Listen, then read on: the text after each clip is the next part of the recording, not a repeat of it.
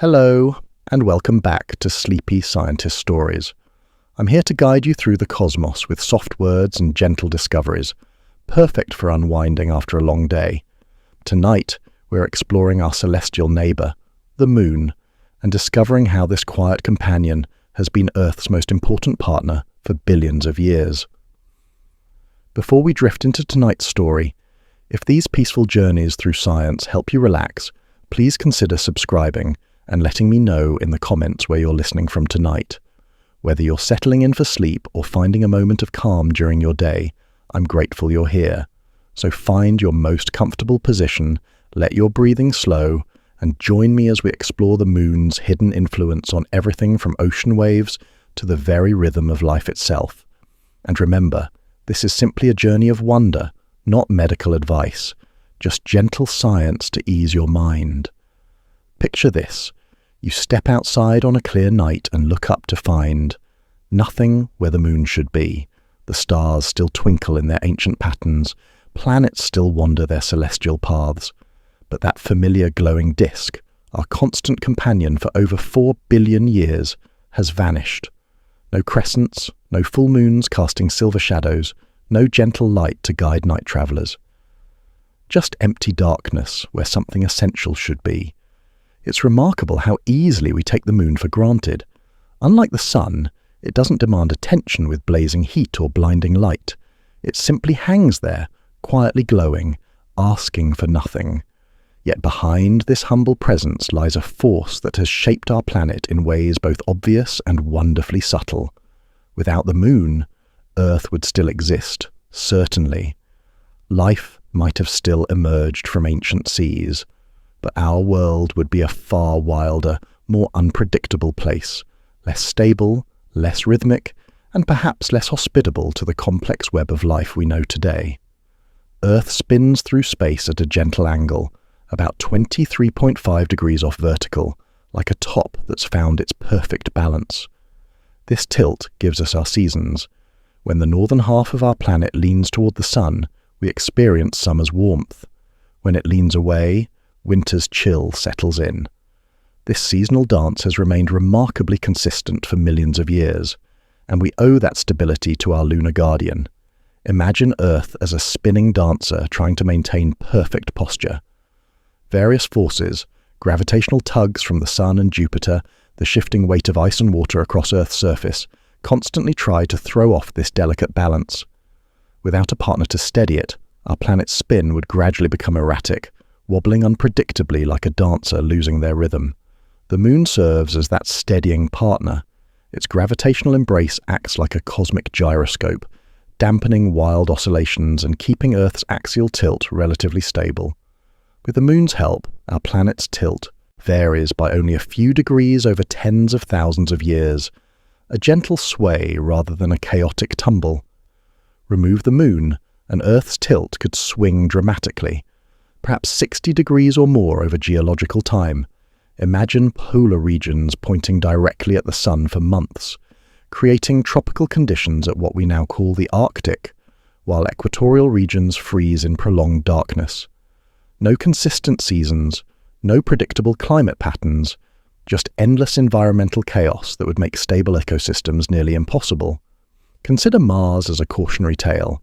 Our red neighbour has 2 tiny moons, irregular potato-shaped rocks called Phobos and Deimos, but they're far too small to provide meaningful stability. As a result, Mars's axial tilt has likely varied wildly over time, swinging from 15 degrees to perhaps 60 degrees or more. This instability may explain why Mars transformed from a world that might once have supported flowing rivers and shallow seas into the cold, dry desert we see today. Back on Earth, the Moon's steady influence has allowed life to evolve in harmony with reliable seasonal rhythms. Plants could time their blooming to predictable spring warmth. Animals could safely migrate, knowing winter would always give way to summer. Early humans could develop agriculture, confident that planting seasons would arrive on schedule year after year. Even now, our bodies remain tuned to these ancient rhythms. Our sleep cycles, hormone production, and even our moods shift with the changing seasons, all made possible by the Moon's quiet work as Earth's cosmic chaperone, ensuring our planet never spins too far out of balance. To understand how the moon came to play this crucial role, we need to journey back to the solar system's violent youth, roughly 4.5 billion years ago, when planets were still finding their shapes through collision and chaos. In this cosmic construction zone, a Mars-sized world called Theia, named for the Greek Titaness who gave birth to the moon goddess, wandered into Earth's neighborhood. What happened next was one of the most spectacular accidents in our solar system's history, a glancing blow between two planetary bodies at unimaginable speed. This wasn't a gentle bump.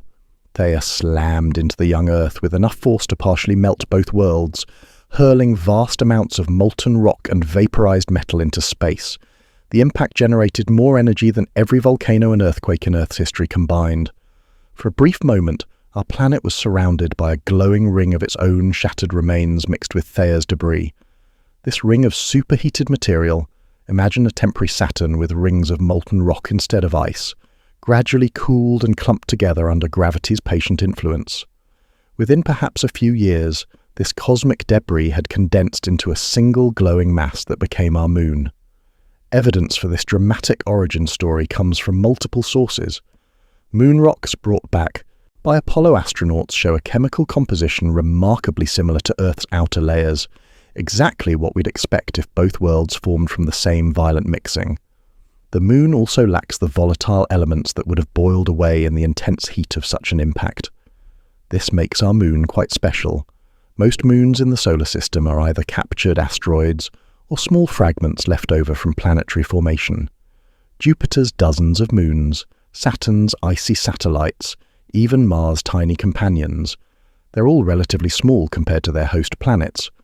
Earth's moon, by contrast, is enormous in proportion, about 1/4 Earth's diameter and roughly 1/80th its mass. Among all the planet-moon systems we know, ours has the largest moon relative to its planet. This unusual size relationship is exactly what gives the moon enough gravitational influence to stabilize Earth's rotation and create the strong tides that may have helped life begin. In essence, the moon isn't just orbiting Earth, it's our cosmic sibling, born from the same cataclysmic event, forged from the same raw materials. Every time we look up at that familiar face, we're seeing a piece of ancient Earth that took to the sky, a monument to the violent creativity of planetary formation. If you've ever stood at the ocean's edge and watched waves roll endlessly towards shore, you've witnessed one of Earth's most mesmerizing performances. But beneath this constant motion lies a deeper rhythm, the twice-daily breathing of the sea we call the tides. This gentle rising and falling of ocean waters is primarily the moon's doing. While the sun contributes about 1/3 of the tidal effect, our closer lunar companion takes the lead in this aquatic symphony. The mechanism is elegantly simple. The moon's gravity pulls strongest on the water nearest to it, creating a subtle bulge on Earth's moon-facing side. Simultaneously, a second bulge forms on the opposite side, as Earth itself is pulled slightly more than the distant water. As our planet rotates, different coastlines pass through these bulges, experiencing the familiar pattern of 2 high tides and 2 low tides each day. It's planetary scale breathing, powered by gravitational attraction across 250,000 miles of space.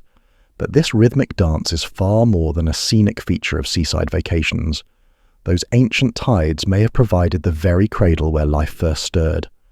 4 billion years ago, when the moon orbited much closer to Earth, perhaps only 20,000 kilometers away instead of today's 384,000, tidal forces were dramatically stronger.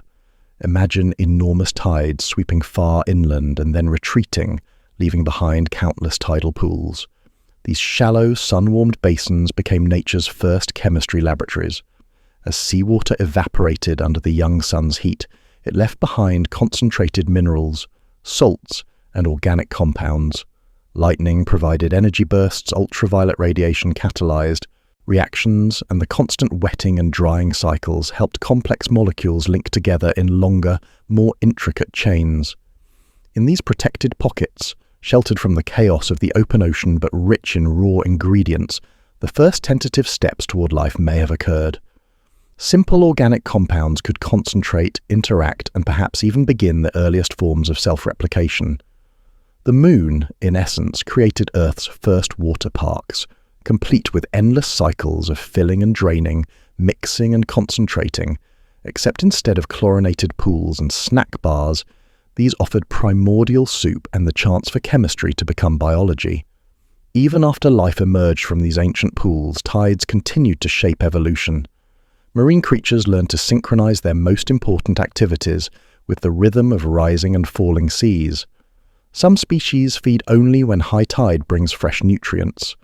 Others time their reproduction to the strongest tides, when waves can carry eggs and larvae safely out to sea. Coral reefs perform one of nature's most spectacular tidal timed events. On certain nights each year, always coordinated with the full moon, entire reefs release clouds of eggs and sperm simultaneously. The timing is so precise that neighbouring coral colonies coordinate across kilometres of ocean, creating underwater snowstorms of reproduction. It's the oceanic equivalent of a perfectly synchronised flash mob, except the stakes are the continuation of the species. This lunar synchrony isn't limited to corals. Grunion fish in California famously ride the highest spring tides onto sandy beaches to spawn, arriving under moonlit skies and vanishing before the water retreats.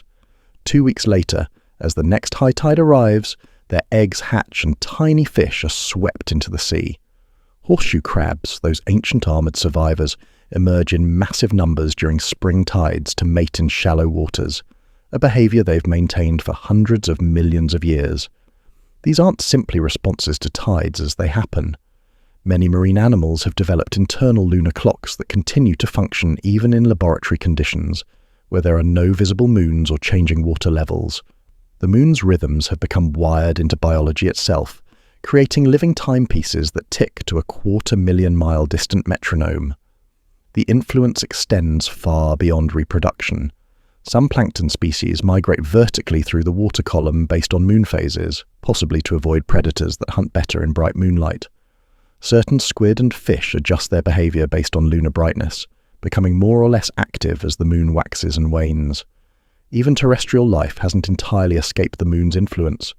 Nocturnal predators often hunt differently during full moons, some taking advantage of the extra light, others becoming more cautious because their prey can spot them more easily. Amphibians like frogs and toads often call more frequently during bright moonlit nights, possibly because sound carries better in still conditions or because they can more easily avoid predators. Some of nature's most beautiful examples of lunar timing can be found in the behaviour of sea turtles. These ancient mariners returned to the beaches where they were born to lay their eggs, often timing their arrival with the dark nights of the new moon.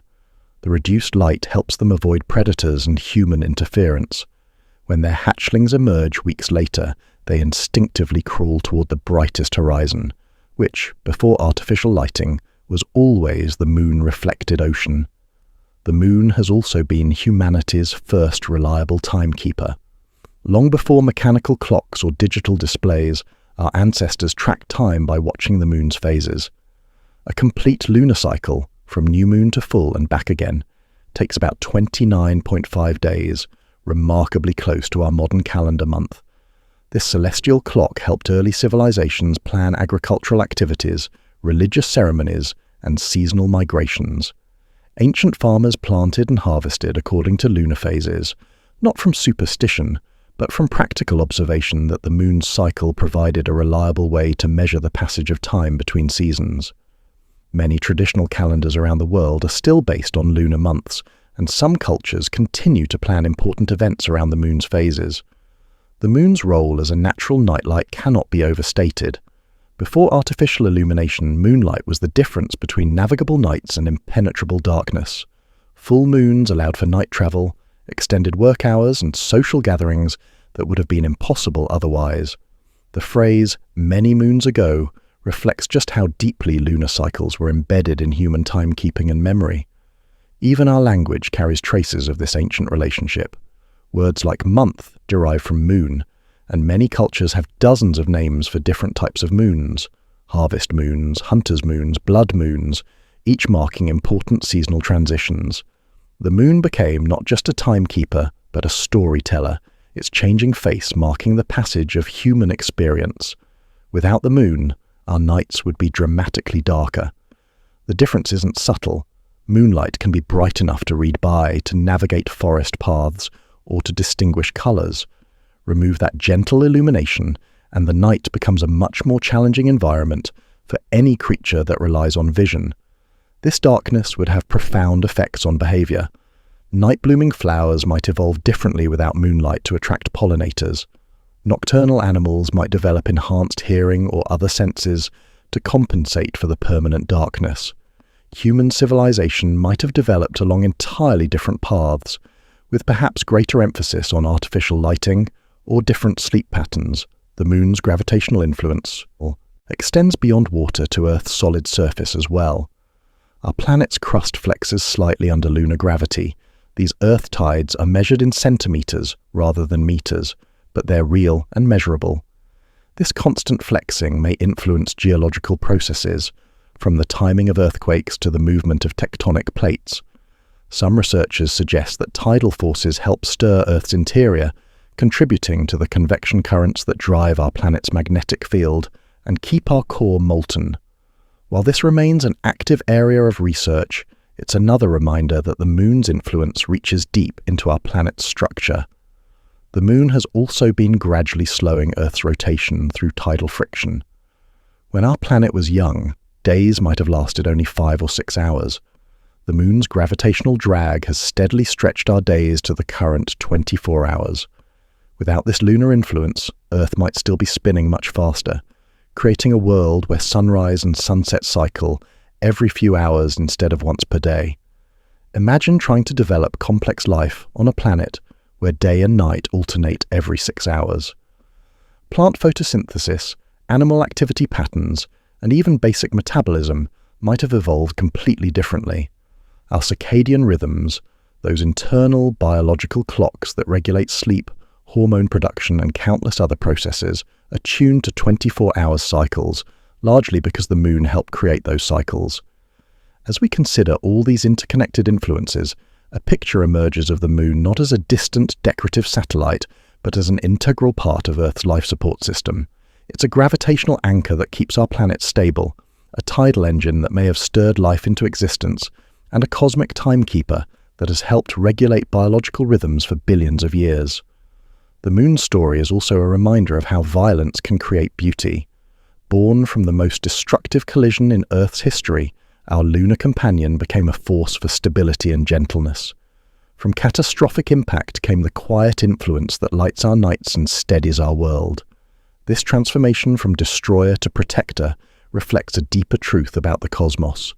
The same gravitational forces that can shatter worlds can also hold them in delicate balance.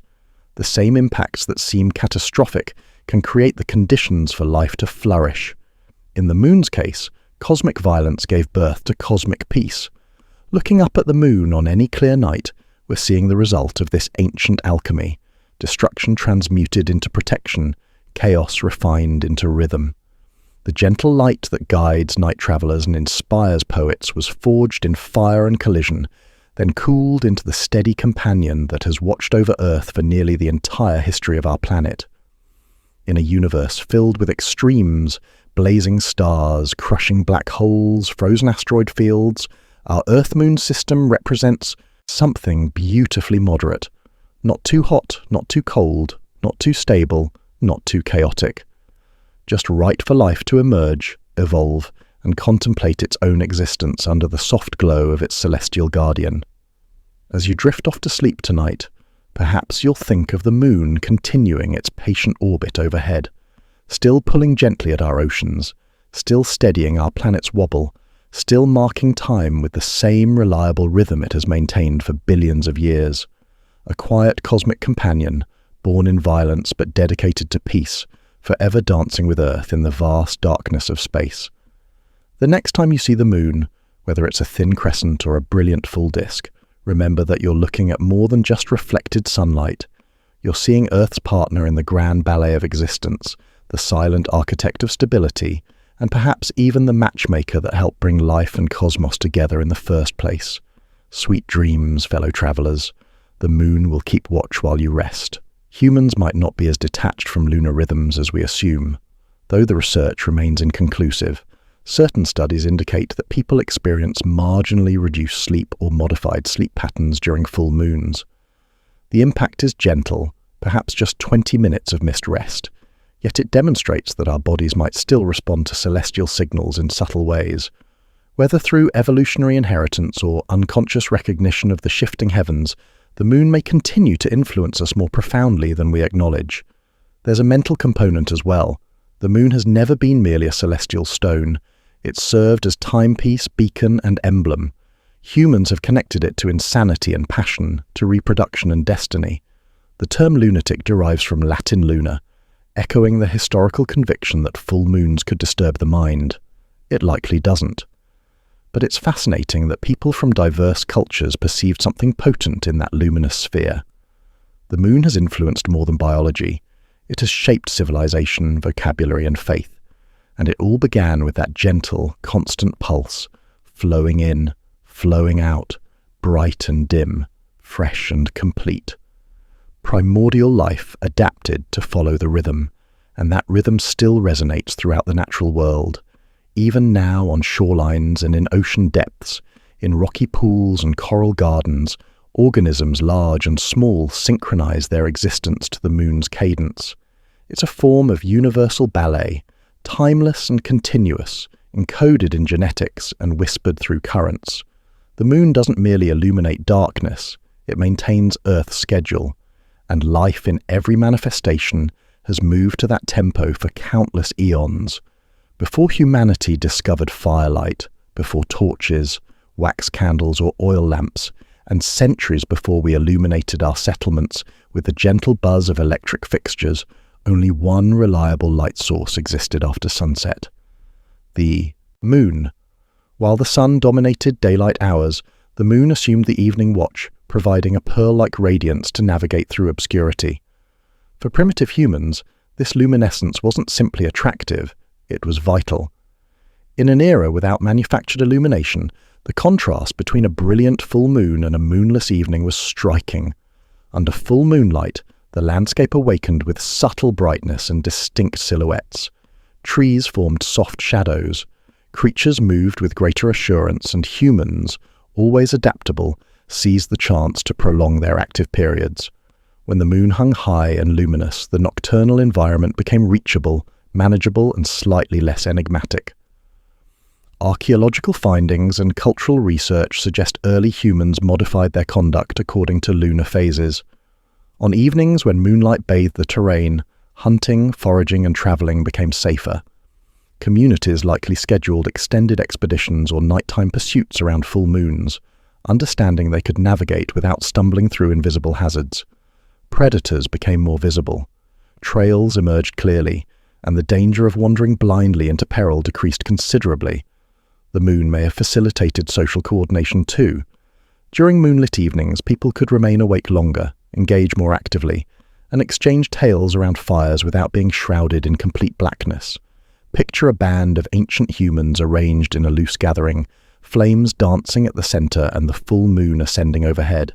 Shadows dance across stones, faces glow amber in firelight, and voices rise and fall as stories of forebears, spirits, and creatures in the darkness are shared.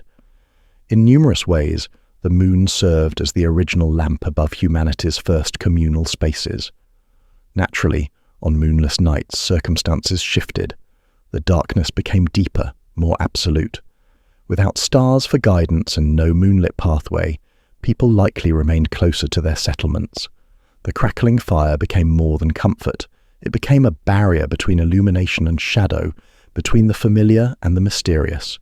Sounds in darkness carried greater significance: an owl's call, rustling vegetation, a snapping branch. Each noise could indicate a harmless animal or something far more menacing. The moon's absence wasn't merely observed, it was experienced. For early nomadic groups, the lunar progression would have provided a natural framework. The transformation from new moon to full and back again offered one of humanity's earliest, most observable patterns in the heavens. Unlike the sun, which rose and set daily with minimal variation, the moon transformed its appearance. It expanded and contracted. It disappeared and reappeared. These changes occurred gradually in a cycle lengthy enough to mark time in practical segments, approximately 29.5 days, similar to what we now call a month. This made the moon a cosmic almanac. You didn't need to carve it in stone or record it on parchment. You simply looked skyward. Is the moon a slender crescent? Then the cycle is beginning. Is it circular and bright? You're midway through. Has it vanished completely? A fresh period is starting. For communities requiring timed migrations, harvests, ceremonies, or customs, this was invaluable. The moon's phases were visible, dependable, and universal. You needed neither sundial nor calendar. You required clear skies and functioning eyes. Evidence from numerous civilizations, even millennia after the earliest humans, shows lunar calendars remained predominant for extensive periods. From Babylonians and Mayans to ancient Chinese and Islamic traditions, months were frequently measured from one new moon to the following. The word month itself originates from moon. It's no accident. Even today, lunar calendars continue shaping religious and cultural observances worldwide. But even before organized timekeeping, the moon may have helped structure time differently by marking longer cycles like seasons. Some researchers believe early humans noticed the moon's position and brightness, not just nightly, but how it rose in different locations throughout the year. They may have tracked the moon's alignment with specific stars or landmarks to predict seasonal transitions, valuable information for deciding when to relocate, plant, or prepare for winter. In cave art and archaeological inscriptions, there are suggestions that some ancestors recorded lunar cycles symbolically. Tally marks on bones, notches on stones. Some appear to align with moon phases, indicating humans were documenting time thousands of years before written language. The moon may well have been humanity's first timekeeping instructor long before clocks and calendars existed. Beyond practicality, though, the moon had emotional and imaginative impact. It became a character in human narratives. It waxed and waned, vanished and returned. From that mysterious behavior emerged mythologies. Some viewed it as a watchful eye. Others saw it as a vessel, face, goddess, or spirit. The moon posed questions and patiently invited responses. When you're sitting beside a fire watching the moon rise gradually above trees, storytelling comes naturally. The shadows on its surface become animals, warriors, or forgotten ancestors. The regular rhythm of its phases becomes heaven's heartbeat. You imagine the moon watches back. Perhaps it guides you. Perhaps it warns you. Or maybe it's simply always been there, an ancient observer of your small part in time's vast sweep. Through those stories, generations connected with each other. Oral traditions transmitted knowledge and imagination alike. The moon wasn't merely evening's backdrop. It was a character in the tale. It listened silently as people named stars, created constellations, and wove epics under its light. In cultures worldwide, myths developed around the moon. It was a rabbit grinding rice. In East Asia, a man carrying wood in Northern Europe, or a jaguar in South America. Sometimes kind, sometimes mysterious, sometimes mischievous, but always present. Even as humans developed complex societies, constructed cities, and invented artificial light, the moon's influence didn't disappear. It remained embedded in language, folklore, and symbolism. The moon became a metaphor for transformation, yearning, and contemplation. It was linked to femininity, cycles, and time's passage. Poets found endless inspiration in it. Artists captured its glow in tranquil landscapes. Lovers and dreamers alike have gazed at it for solace and significance. For our earliest ancestors, though, the moon was simpler and more direct. It illuminated paths through a dark world. It helped time hunts. It warned of approaching tides. And it provided companionship when stars felt cold and fires burned low. Moonlight wasn't merely aesthetic. It was a practical instrument, compass, calendar, and storyteller simultaneously. In many ways, the moon helped shape humanity's relationship with night. It gave us confidence to explore after sunset. It lent its glow to our gatherings. It carved out space for night to be more than a time to hide and sleep. It made darkness less solitary.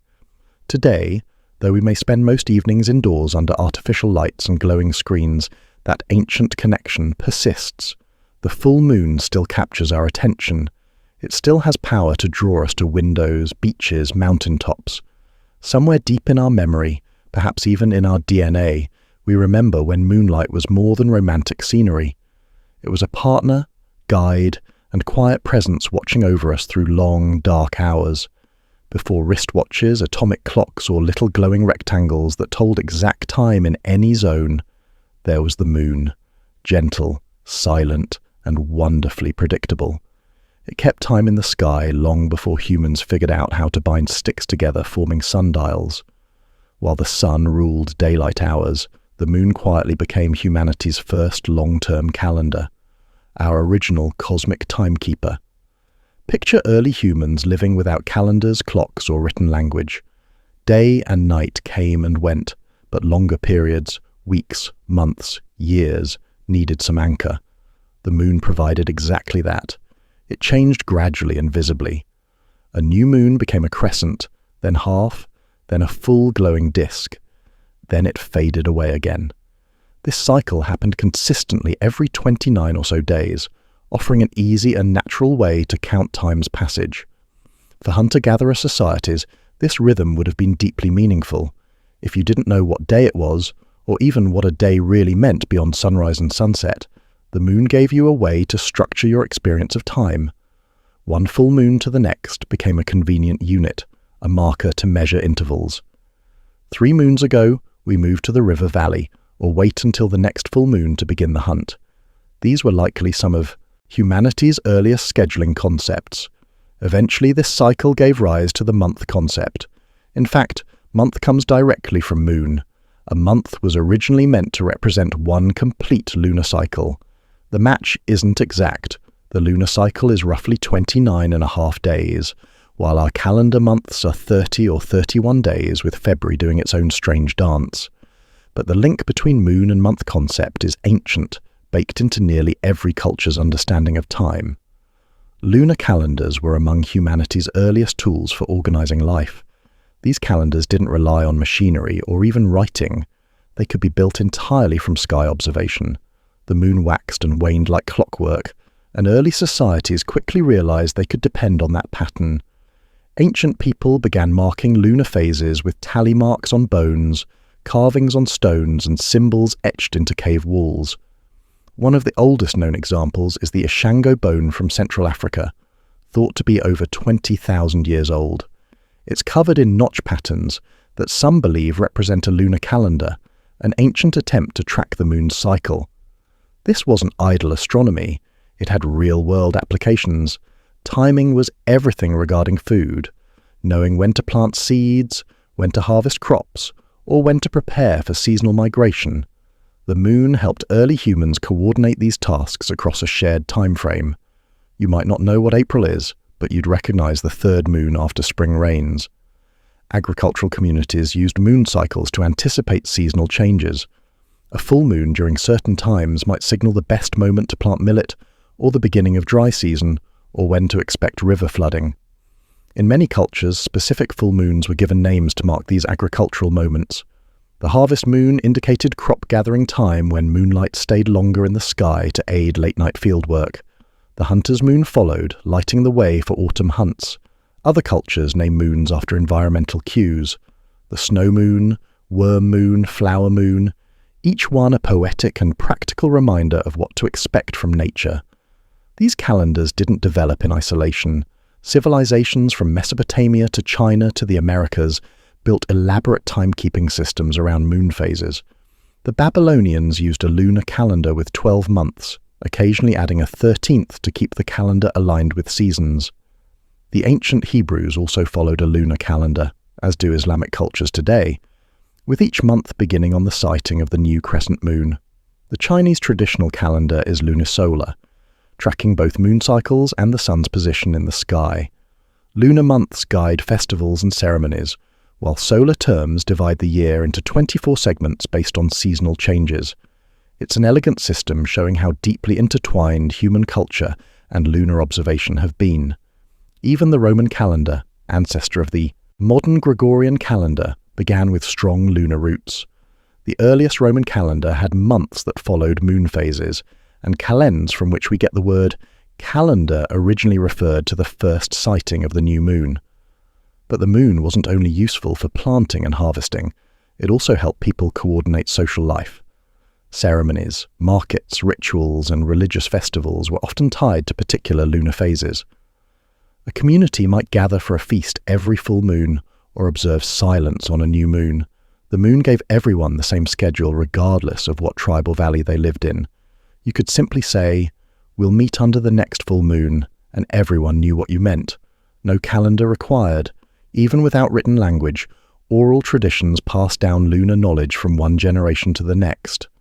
Grandparents could explain which moon brought rains, which moon signaled deer mating season, or when rivers would be highest.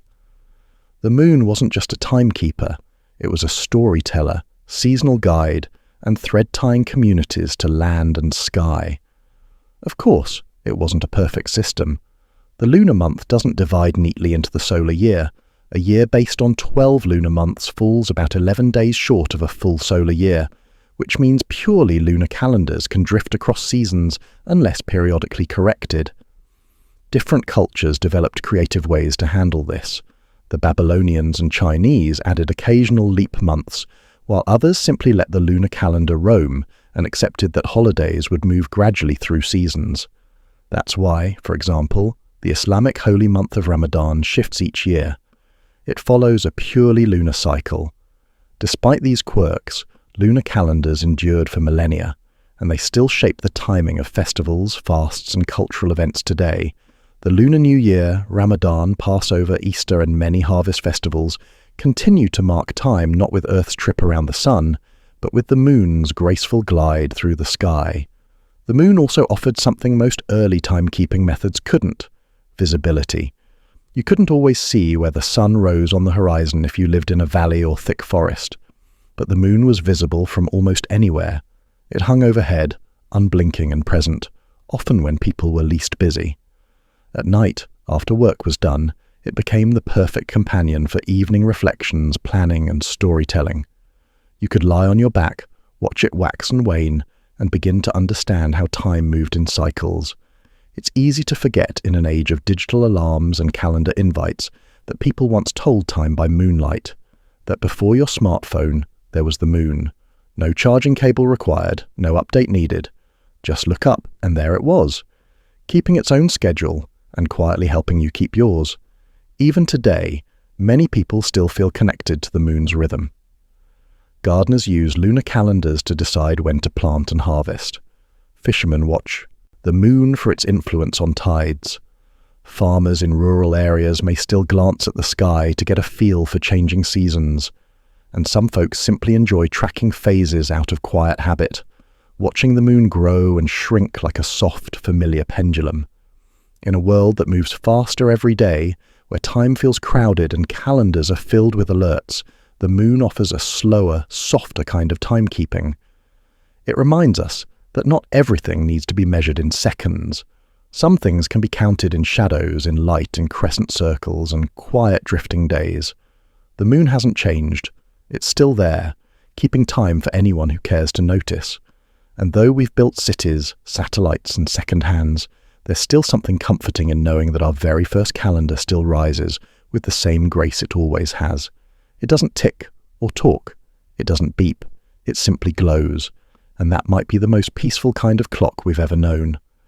For most of human history, getting from one place to another, especially across open water, wasn't as simple as following road signs or GPS instructions.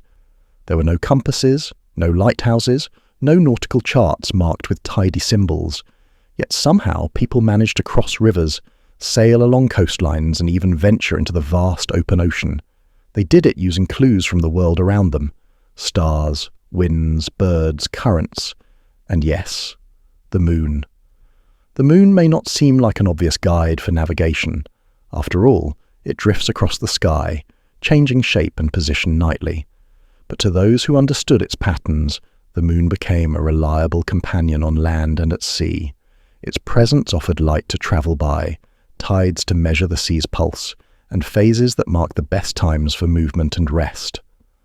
Let's start with something simple and often overlooked: moonlight. Before artificial lighting, travelling at night could be dangerous, disorienting, and sometimes downright impossible. The moon changed that. A full moon lit the world with a soft glow bright enough to illuminate trails, water, and the silhouettes of trees and hills. On clear nights, travellers could move safely, hunt for food, or make their way along riverbanks and coastlines. For fishermen, the moon meant more working hours. When tides were right and the moon was full, they could cast nets or check traps late into night. In fact, some cultures based their fishing schedules on moon phases. Fish and other marine creatures often follow lunar rhythms. The increased brightness of a full moon can cause fish to hide in deeper waters or feed at different times. In shallow coastal regions, fish behavior is closely tied to tides, which of course are governed by the moon. Knowing when the tide would rise or fall wasn't just useful, it was essential for people living near the sea. The moon and tides were like a natural clock. The rise and fall of the ocean followed a familiar rhythm, typically 2 high tides and 2 low tides in about 24 hours. But this wasn't random. The timing and strength of tides were linked to the moon's position in the sky. When the moon and sun aligned during new and full moons, tides were especially strong. These spring tides could flood inland areas or expose tidal flats far from the usual shore. During quarter moons, gravitational forces worked at angles, creating gentler neap tides. Coastal communities learned to read these patterns with astonishing accuracy. Even without written records or instruments, people knew which nights would bring higher tides or when to avoid launching boats. In some cases, they built their settlements around tidal cycles, constructing fish traps that only worked during certain phases or storing food during low tide when the ocean offered up its bounty. But perhaps no people exemplify the marriage of lunar knowledge and navigation better than the Polynesians. These skilled ocean voyagers explored and settled a vast triangle of the Pacific Ocean, stretching from New Zealand in the south to Hawaii in the north and Easter Island in the east. They did this in double-hulled canoes powered by wind and paddle, guided not by compasses or sextants, but by deep knowledge of the natural world. Polynesian navigators used stars as their main reference, but the moon played a crucial supporting role. It offered light during open sea voyages, allowed sailors to keep track of time during long journeys, and helped mark the direction and phase of tides near unfamiliar islands. These navigators were trained from a young age to observe everything: the position of stars, the shape of waves, the color of water, the presence of birds, and the rhythm of the moon. One of the most elegant aspects of Polynesian navigation is the concept of imaginary reference points on the horizon, often involving stars and celestial bodies like the moon to measure position during travel. Sailors would memorize the rising and setting points of stars in relation to their island departure point, using these as waypoints during their journey. As the moon moved through the sky, it provided additional orientation and helped sailors reset their bearings during cloudy nights or shifting winds. The moon was also used to read the timing of swells, ocean swells. The long rolling waves that cross great distances change subtly with lunar tides. Experienced navigators could feel these changes with their bodies, lying flat on the canoe's deck to sense shifts in direction and rhythm. In some traditions, navigators were trained to recognize more than a dozen different wave patterns and knew how to use the moon's position to predict how those waves would behave. And let's not forget the importance of tides when approaching land. A sailor unfamiliar with an island's coastline would need to know when the tide would be high enough to bring a boat safely to shore, or when to avoid getting stranded by receding water. The moon's phase told them what kind of tide to expect. A nearly full moon meant strong tides, greater risk of storm surge, but possibly easier landings if timed right. A waning moon might mean gentler conditions, but also more shallow reefs to navigate. In parts of the world where travel depended on rivers and estuaries, the moon continued to influence human movement. Traders and merchants moving goods by boat often timed their journeys to ride the incoming tide upstream or the outgoing tide back toward the coast. This saved time, energy, and avoided the frustration of rowing against the current. In Europe, river systems like the Thames, the Seine, and the Rhine all have tidal influences. Knowledge of moon phases and local tide patterns allowed travelers to plan efficiently, even centuries before mechanical clocks became widespread. In some communities, people used the moon's position in the sky as a rough compass. While not as precise as using the North Star, the moon can be used directionally, especially when it's rising or setting. When the moon is full, it rises near sunset and sets near sunrise, roughly opposite the sun. At other phases, its position at dusk or dawn can help identify east or west. Travellers who understood this could orient themselves on land or sea, particularly when more reliable stellar navigation wasn't available. Even folklore and oral traditions reflect the moon's role in navigation. In some Pacific Island cultures, the moon is seen as a guiding spirit, watching over travellers on the ocean. Tales of ancestral voyages often mention the moon as a protector or companion. In other cultures, the moon's glow was used to explain how wayfarers avoided getting lost. In this way, the moon wasn't just a source of light, it was a symbol of guidance and a reminder of paths long travelled. There's also a practical comfort in having the moon overhead on a long journey. It offers a sense of stability in an otherwise featureless expanse. When you're surrounded by endless water, no land in sight, the moon becomes a familiar face. Its rise and fall offer a rhythm, a marker of passing time, and a subtle reminder that you're not entirely adrift. Today, of course, most people don't need the moon to find their way. Satellites beam our position down to pocket-sized devices with astonishing precision. Tidal tables are calculated with digital accuracy. Boats have radar, sonar, and automated alerts. But something about lunar navigation still resonates. It speaks to a quieter, more intuitive way of moving through the world. One that relies not on machines, but on attention, memory, and respect for the rhythms of nature. For thousands of years, humans watched the moon not just for beauty or inspiration, but for practical guidance. Its glow lit our paths. Its pull shaped our coasts. Its cycles helped us move with confidence across vast and unpredictable terrain. In a very real sense, the moon was our first travel companion. Long before road trips or airline tickets, it shone softly on the shoulders of voyagers, reminding them they were on course and never entirely alone on the open sea. The moon has always been more than just a glowing rock in the sky. Long before we understood it as a cratered satellite shaped by gravity and ancient impacts, humans looked up and saw something much more personal.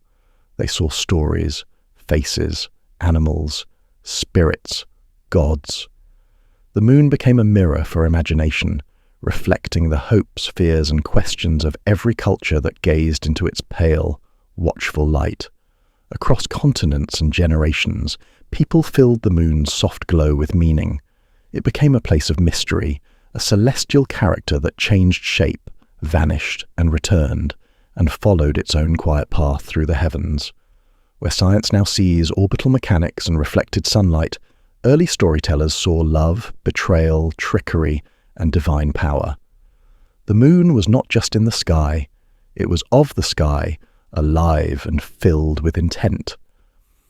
In ancient Mesopotamia, the moon was a god named Sin or Nana.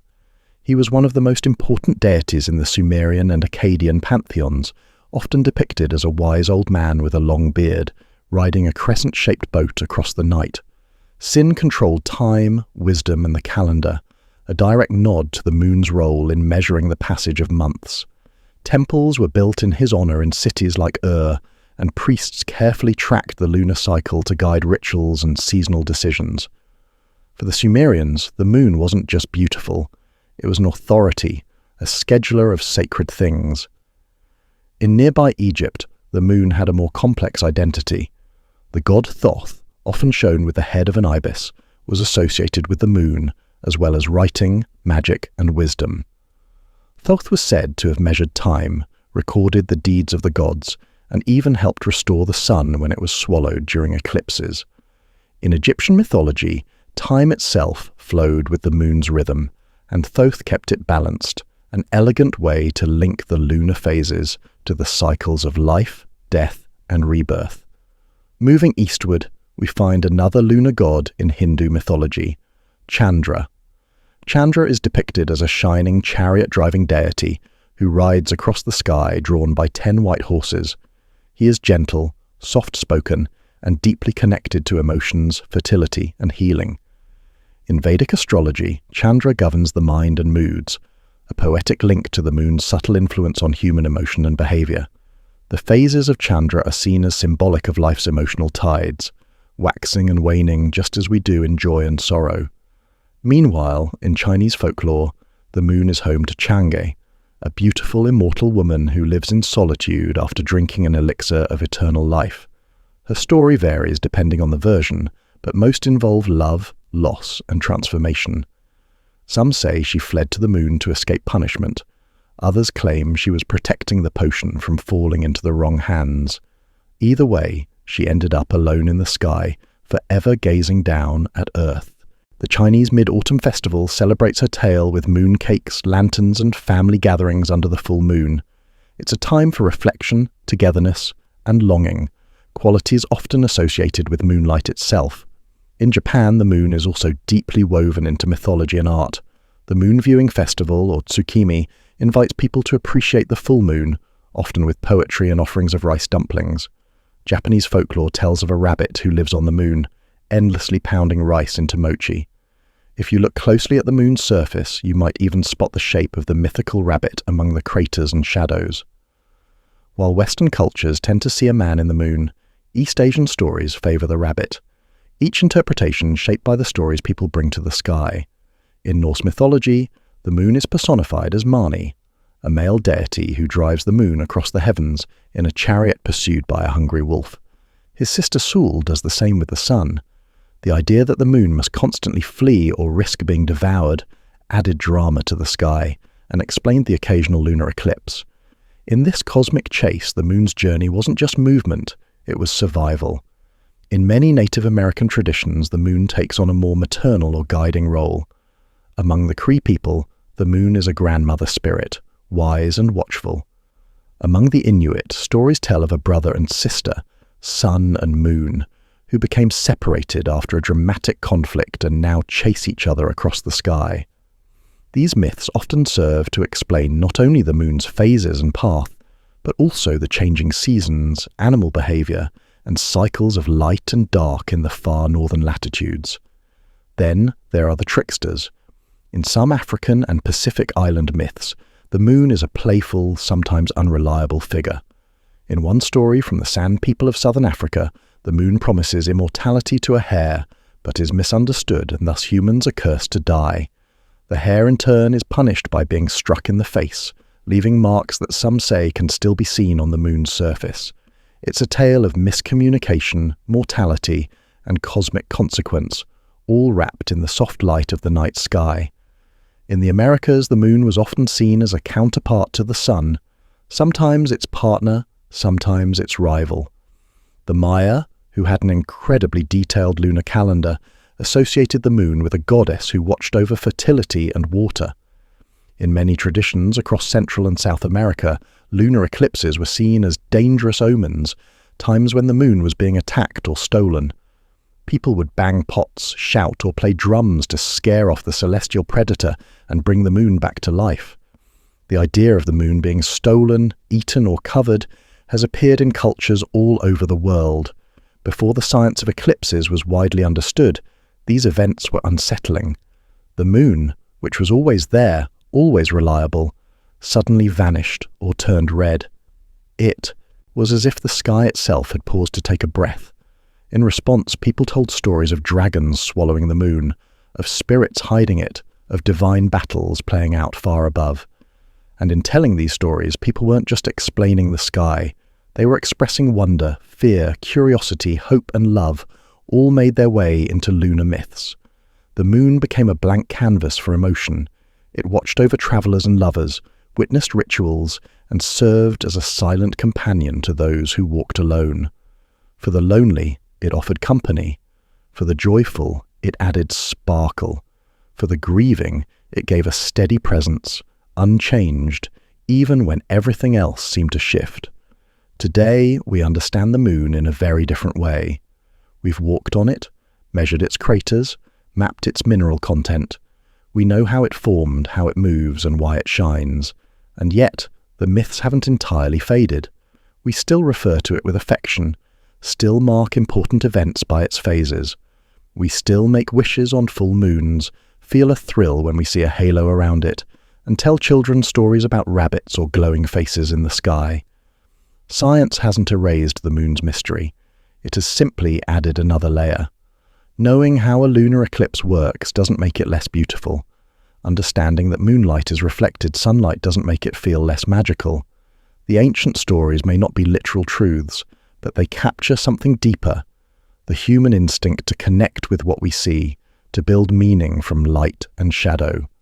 The moon has always been part of our story, not just as a physical presence, but as a participant in our dreams, our fears, and our search for meaning. It rises, it falls, it changes shape, and we follow it with poems, prayers, and possibilities. Whether it's a chariot pulled by horses, a lonely goddess, a clever trickster, or a watchful grandmother, the moon is always more than it seems. It's not just above us. In some small, story-shaped way, it's within us too. Picture yourself sitting beneath a peaceful night sky, the moon glowing brilliantly overhead. It's full, round, and comforting, like a lantern gently suspended in space. And then gradually something begins to unfold. A shadow creeps across the moon's surface, dimming that silver light, turning it darker and darker until it vanishes entirely, or glows a deep, disturbing red. Now, imagine you have no understanding why this is happening. For ancient people across the world, a lunar eclipse wasn't just an astronomical event, it was a cosmic drama, a celestial warning, or a moment of supernatural power. The moon, so dependable in its nightly appearances, was suddenly engulfed by darkness. No longer passive, it appeared to be under attack, swallowed or stolen. And naturally, humans responded the way humans often do when faced with confusion. They created stories.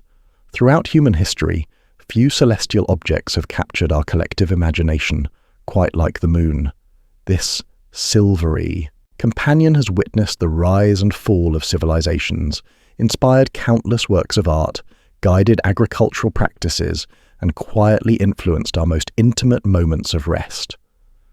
From ancient mythologies to modern scientific understanding, the moon has been humanity's constant celestial partner, shaping our culture, beliefs, and daily rhythms in ways both profound and subtle. In the ancient world, eclipses were cosmic events of the highest magnitude. When the familiar moon suddenly darkened or turned blood red, entire civilizations held their breath. These weren't mere astronomical phenomena. They were divine messages written across the heavens in shadow and light. The Mesopotamians developed perhaps the most elaborate eclipse rituals in human history. When court astronomers predicted a lunar eclipse, the consequences reached the very throne room. Kings, believing themselves particularly vulnerable to celestial wrath during these events, would temporarily abdicate their power. A carefully chosen substitute ruler would be installed to absorb the cosmic danger, only to meet an unfortunate end once the eclipse passed. The true king would then return to power, supposedly cleansed of any celestial curse. Across the vast expanse of India, a different story emerged to explain these mysterious events. The demon Rahu, according to ancient tales, had once disguised himself among the gods to steal a taste of the elixir of immortality. When discovered, the swift god Vishnu severed Rahu's head with his discus, but not before the demon had swallowed a drop of the precious nectar. The immortal head, forever separated from its body, would periodically seek revenge by devouring the sun or moon.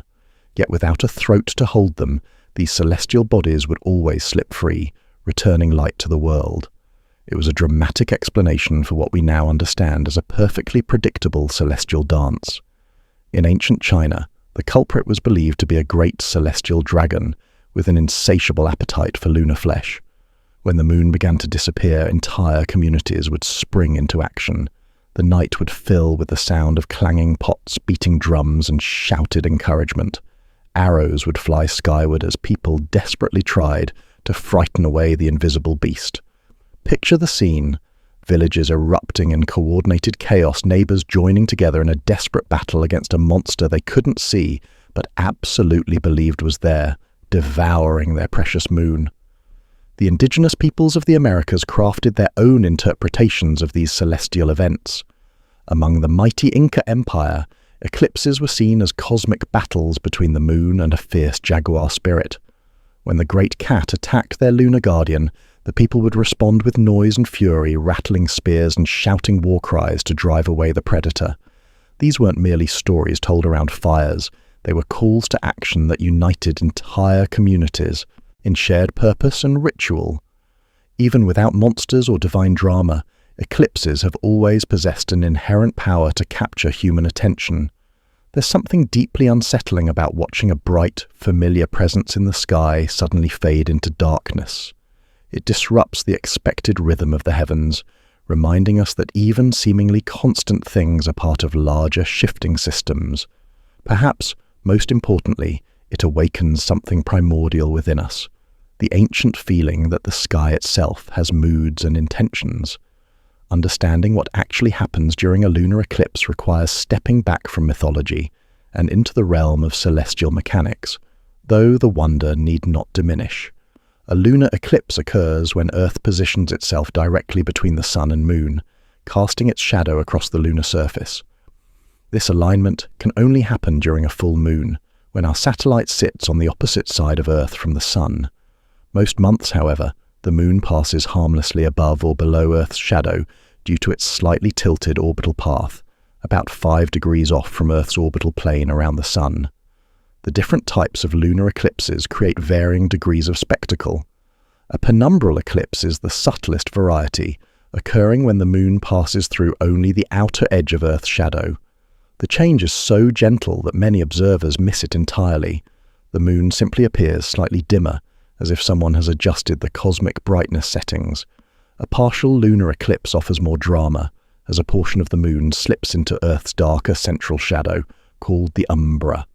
Observers can watch Earth's shadow creep across the lunar surface like a slow-moving curtain of darkness. The true showstopper is a total lunar eclipse, when the entire Moon enters Earth's umbra. Rather than disappearing completely, the Moon transforms into a deep, coppery red orb hanging in the darkness. This haunting color results from sunlight bending through Earth's atmosphere, which filters out blue and green wavelengths while allowing red light to curve around our planet and illuminate the lunar surface. It's essentially a cosmic sunset projected onto the Moon, our planet's atmosphere painting its shadow in shades of rust and crimson. This phenomenon, sometimes called a blood moon, might sound ominous, but it's simply atmospheric physics at work. The same scattering effect that creates brilliant red sunrises and sunsets gives the eclipsed Moon its otherworldly glow. If Earth had no atmosphere, the Moon would indeed vanish completely during totality. Instead, our planet's gaseous envelope provides one last gift of light before releasing the Moon back to its normal silver brilliance. While we now understand the mechanical precision behind these events, their emotional impact remains undiminished. Watching the Moon slip into shadow and emerge transformed continues to be a humbling experience that connects us to cosmic rhythms far older than human civilization. Unlike solar eclipses, which require protective eyewear and specific geographic positioning, lunar eclipses welcome casual observation from anyone on the night side of Earth with clear skies. For most of human history, agriculture wasn't managed with spreadsheets and satellite data, but with hands in soil, eyes on the sky, and hopes planted alongside seeds. The Moon held a special place in the farmer's almanac of celestial guidance, long before anyone understood photosynthesis or nitrogen cycles. People observed the Moon's reliable phases and noticed that crops seemed to respond to these cosmic rhythms in predictable ways. Lunar agriculture, or farming by the Moon, operates on the principle that lunar phases can influence plant growth and development. The practice might sound mystical, and admittedly, some aspects are rooted more in tradition than rigorous science. Yet, that doesn't necessarily make it pure fantasy. Many traditional practices contain kernels of wisdom wrapped in generations of careful observation. The basic theory divides the lunar month into planting opportunities. During the waxing moon, as it grows from new to full, farmers traditionally plant crops that grow above ground: lettuce, beans, corn, and other leafy or fruiting plants. The theory suggests these crops benefit from increasing gravitational pull and growing moonlight. Conversely, the waning moon, shrinking from full back to new, is considered ideal for planting root crops like carrots, potatoes, and beets that develop underground. Two main concepts underpin these timing beliefs. First is the moon's gravitational influence on water, similar to ocean tides. The theory proposes that during the waxing moon, moisture is drawn upward toward the soil surface, encouraging seed germination and leaf development. During the waning phase, this upward pull weakens, allowing plant energy to focus on root establishment and underground growth. The second concept involves moonlight itself. As the moon waxes and brightens, it provides additional nighttime illumination that might subtly influence plant behavior or the activity of beneficial soil microorganisms. During the darker waning phase, reduced light supposedly encourages more robust root development as above-ground growth slows. Modern scientific studies haven't provided conclusive evidence that lunar phases directly improve crop yields, but this doesn't necessarily invalidate the practice entirely. Traditional farming methods often contain practical wisdom accumulated over generations of survival-dependent observation. When your family's food security depends on successful harvests, even a small advantage, real or perceived, becomes worth following.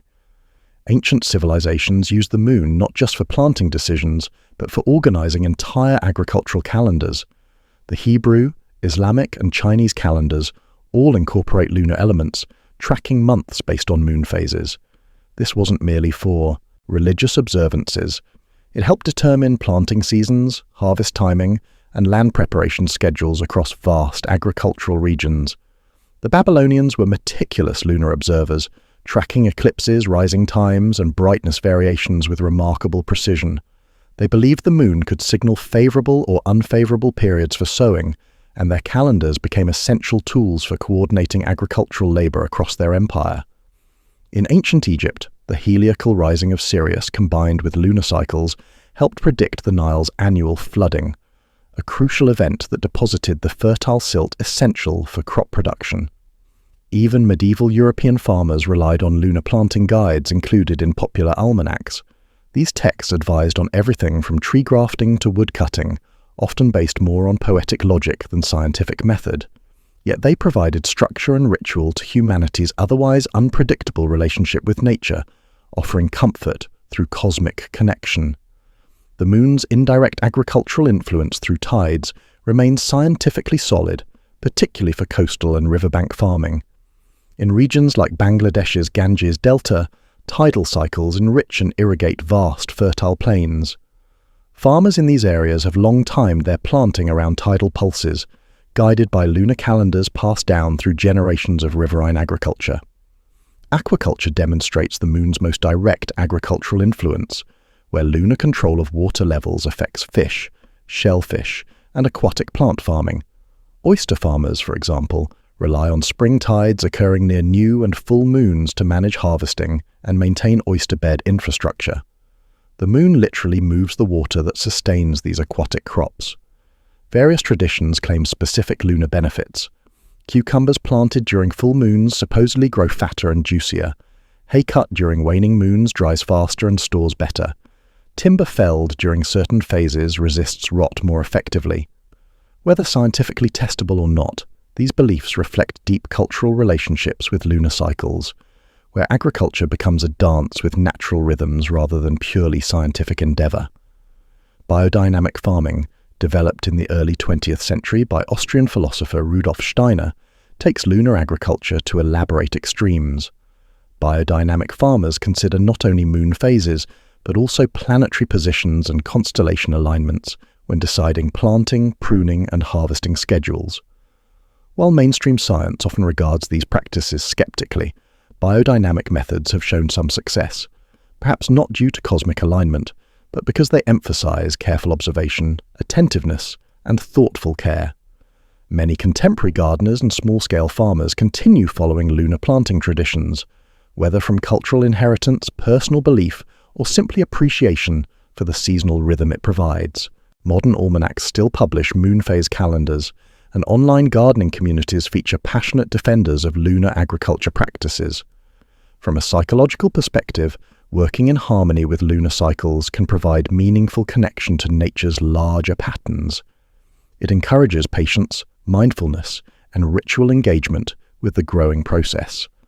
Rather than planting whenever convenient, lunar farmers are invited to slow down, observe celestial rhythms, and trust in intuitive timing that connects them to thousands of years of agricultural wisdom.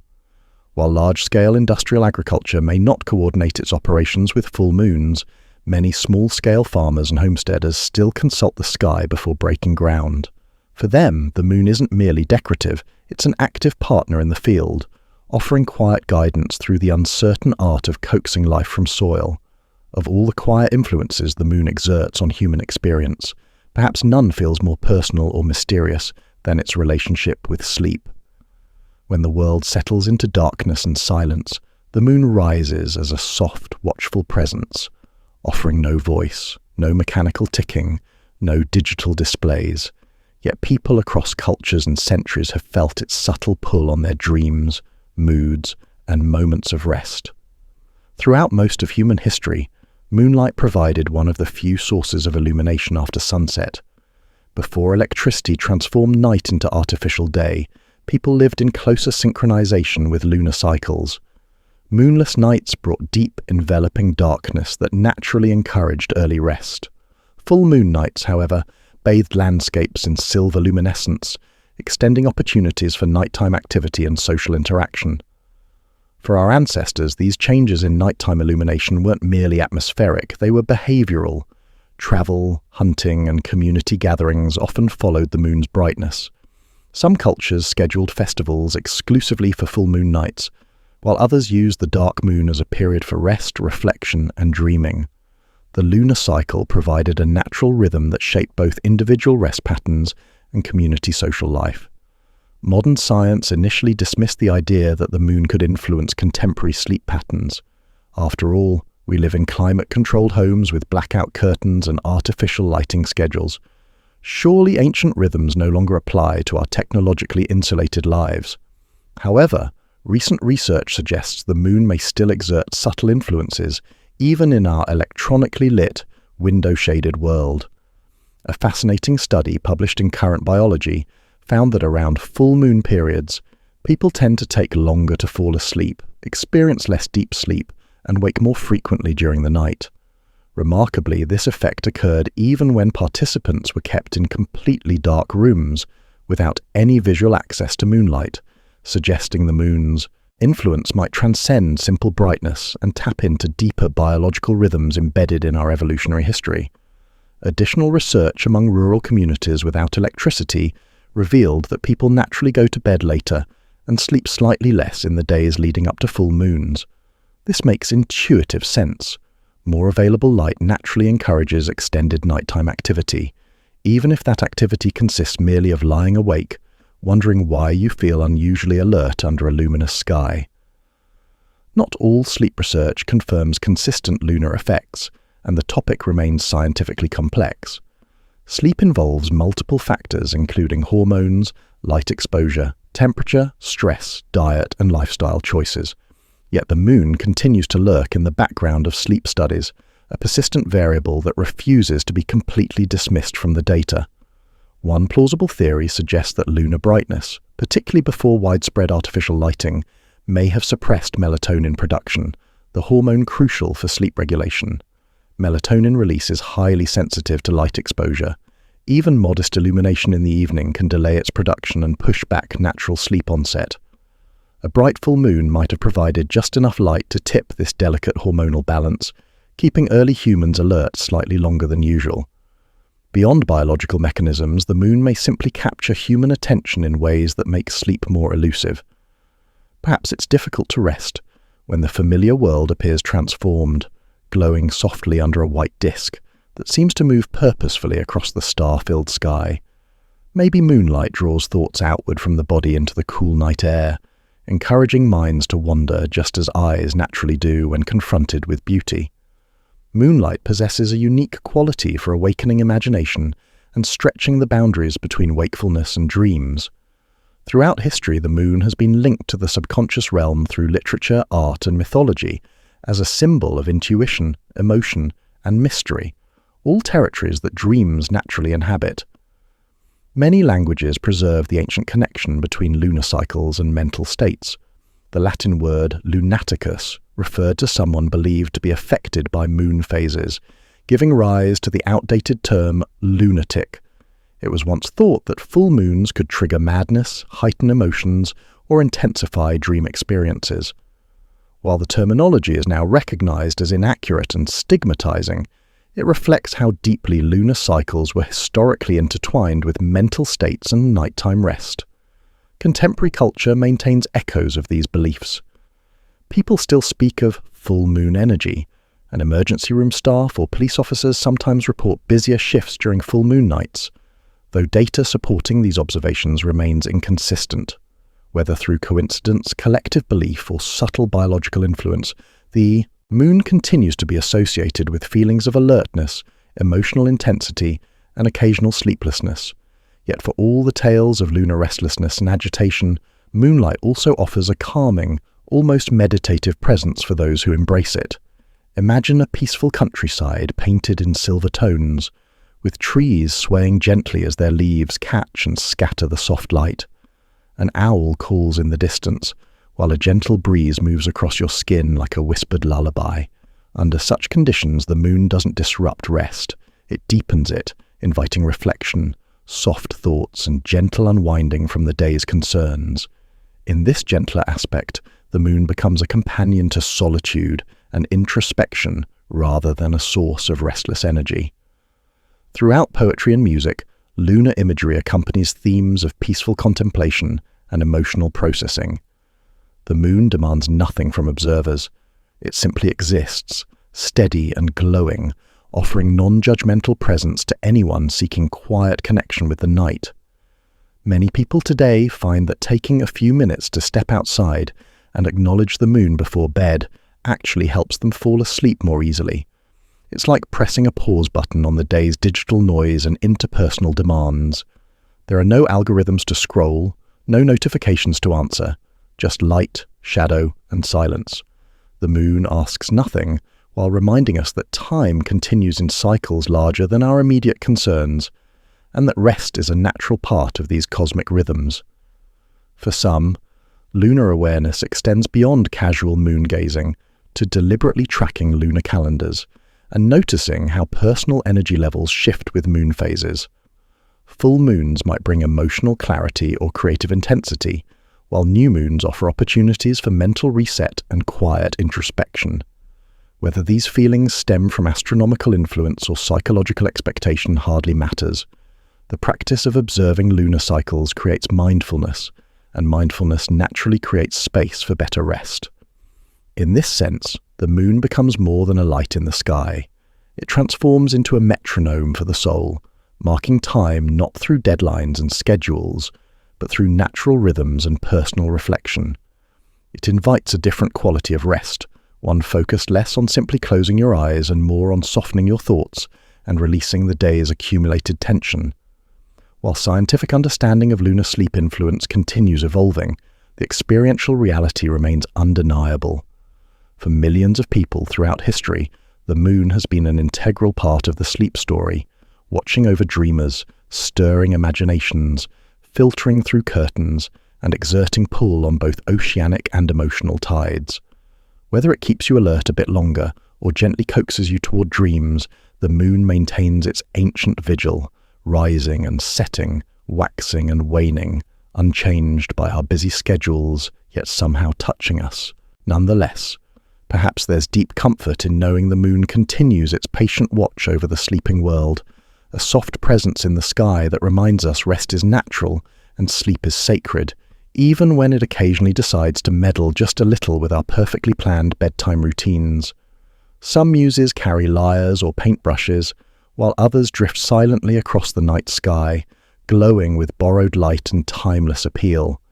The moon has never written a poem or touched brush to canvas, yet it may be history's most influential creative collaborator, quietly inspiring the hands of artists, musicians, and storytellers for millennia without ever demanding credit or recognition. The moon's artistic influence begins with its perfect accessibility. Unlike the sun, which blinds us with overwhelming brilliance, the moon invites direct observation. You can study its face, trace its craters with imagination, watch its phases unfold night after night. It maintains mystery without feeling distant, romance without trying too hard. The ideal muse that simply shows up consistently, never asks for attribution, and lets creative minds do their work. Poets have been particularly enchanted by lunar imagery since the earliest written texts. Ancient Sumerian hymns and Chinese Tang dynasty verses frequently invoke the moon, while classical Japanese poetry embraces it as a symbol of loneliness, elegance, and impermanence. Haiku often present the moon not as an object, but as a mood, silver silence hanging between thoughts, emotion suspended in space. In English literature, the moon's poetic journey spans centuries of creative evolution. William Shakespeare referenced lunar imagery dozens of times throughout his works, sometimes for comic relief, as in A Midsummer Night's Dream, where the moon plays a role in the hilariously overacted play within a play. Other times, Shakespeare employed lunar imagery for tenderness or melancholy, most memorably in Romeo and Juliet, when Juliet warns Romeo against swearing his love by the inconstant moon, quite the romantic rebuke, calling out the moon's changeability as unworthy of eternal vows. The Romantic poets embraced lunar fascination with particular fervour. Percy Bysshe Shelley, Lord Byron, and John Keats all invoke the moon as a symbol of melancholy, mystery, and spiritual longing. In Keats's To the Moon, he describes the lunar presence as wearily yet patiently shining upon the world, a glowing figure embodying sadness, wisdom, and quiet endurance. For the Romantics, the moon transcended mere scenery to become a character, a mirror reflecting the soul's deepest emotions. Visual artists have been equally drawn to lunar subjects throughout history.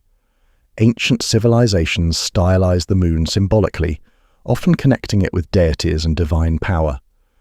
Greek goddess Selene rode her chariot across the heavens with a crescent moon crowning her head, while Egyptian art linked lunar imagery to Thoth, the ibis-headed deity of writing and knowledge.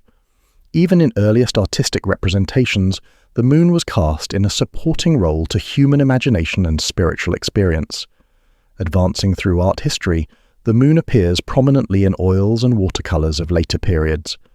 Vincent van Gogh's famous Starry Night features the moon hanging slightly off-centre in a sky alive with swirling motion. Though not scientifically accurate, the painting captures emotional truth.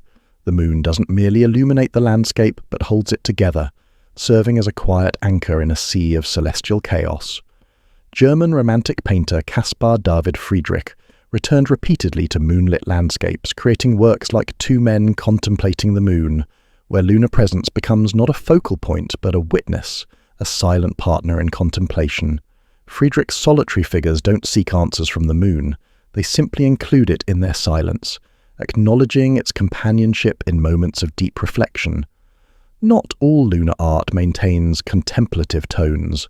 Surrealist artists like Salvador Dali transform the moon into playful, sometimes unsettling imagery that challenges conventional lunar symbolism.